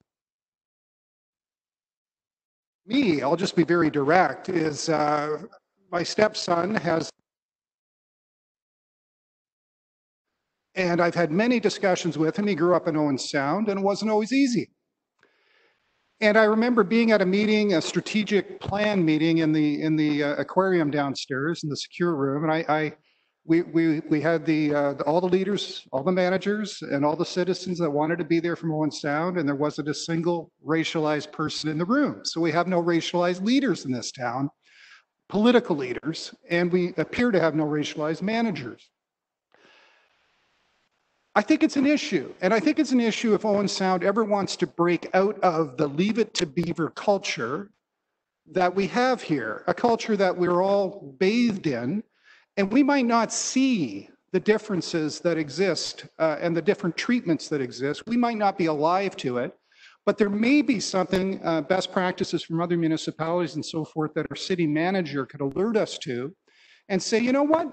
This town had an affirmative action plan. I'm not saying I'm in favor. I'm just saying it's one of the tools that municipalities have used to address the very issues that Councillor Merton is so justifiably raising.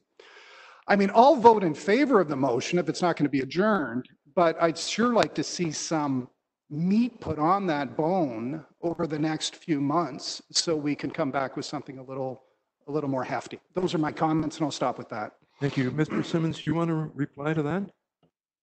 Yeah, through you, Mayor, to Councillor Tamming. You are correct, just that there is not a formalized diversity strategy that the city has at this time. However, I'd like to say, and I think you touched on it in your remarks with the strategic plan, I think there's opportunity. The strategic plan is coming to its end right now, and staff are planning on bringing a report back before the end of this year on the actions and where they are with that, and also within that report to revitalize a strategic plan going forward. So again, there's a lot of good. There's a lot of good in the plan now with the 4 pillars. I think diversity can be worked into that conversation with no work at all. Really, it's there within the current plan. We can build off of that in a refresh of the strategic plan. So I think that would be the appropriate place to bring it forward. Thank you. Other comments? Seeing none, I'm going to call the question then in favor of Councillor Merton's motion on, oh, it's a recorded vote. Sorry. Thanks. Councillor Dodd, In favor? Councillor Gregg, Opposed? Councillor Hamley, In favor? Councillor Kepke, In favor. Councillor Merton, In favor. Councillor Tamming, In favor. Councillor Thomas, In favor. Deputy Mayor O'Leary, In favor. Mayor Body. In favor? Resolution is carried with 8 in favor and 1 opposed. Thank you. Councillor Merton, you are next one. Go ahead. Thank you. The second motion follows as that the Owen Sound Council acknowledges and supports the following private members' bill put forward by Majid Jahouri, M36, Emancipation Day, 43rd Parliament, first session, that reads as follows. That the House recognizes that the British Parliament abolished slavery in the British Empire as of August the 1st, 1834, and slavery existed in the British North America prior to its abolition in 1834, and abolitionists and others who struggled against slavery, including those who arrived in Upper and Lower Canada by the Underground Railroad, have historically celebrated August 1st as Emancipation Day, and the government in Canada announced on January 30th, 2018 that it would officially recognize the United Nations International Decade for People of African Descent to highlight the important contributions that people of African descent have made to Canadian society and to provide a platform for confronting anti-Black racism, and the heritage of Canada's peoples of African descent and the contributions they Canada, and the opinion of the House, the government should designate August 1st of every year as Emancipation Day in Canada, and that support for this motion be sent to our Member of Parliament and all House of Commons representatives, and that support for this motion be sent to all municipalities. Questions, discussion? Seeing none. I do note that a couple of years ago at our Emancipation Festival, we had Senator Wanda Thomas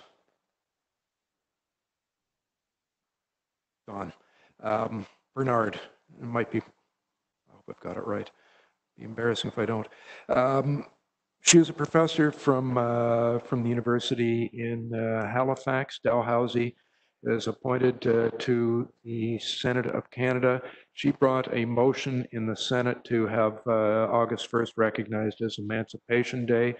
She had the support of Larry Miller, who was here at the time, and I certainly supported her with anything we could do. The government fell, her bill therefore fell at the time, and it has been reintroduced by someone. And this is something we can do to very much support our community around the Emancipation Festival.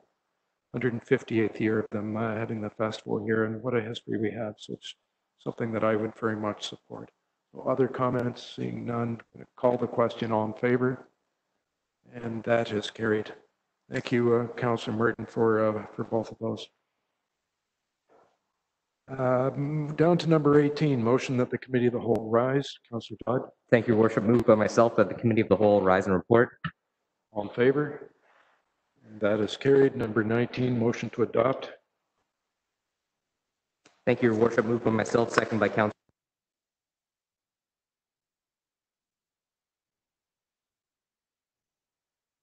Rising from correspondence, reports of city staff, consent agenda, committee minutes, matters postponed, motions for which notice was previously given, and additional business be confirmed by this council.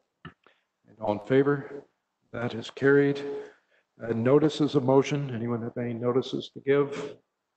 Seeing none. Bylaws.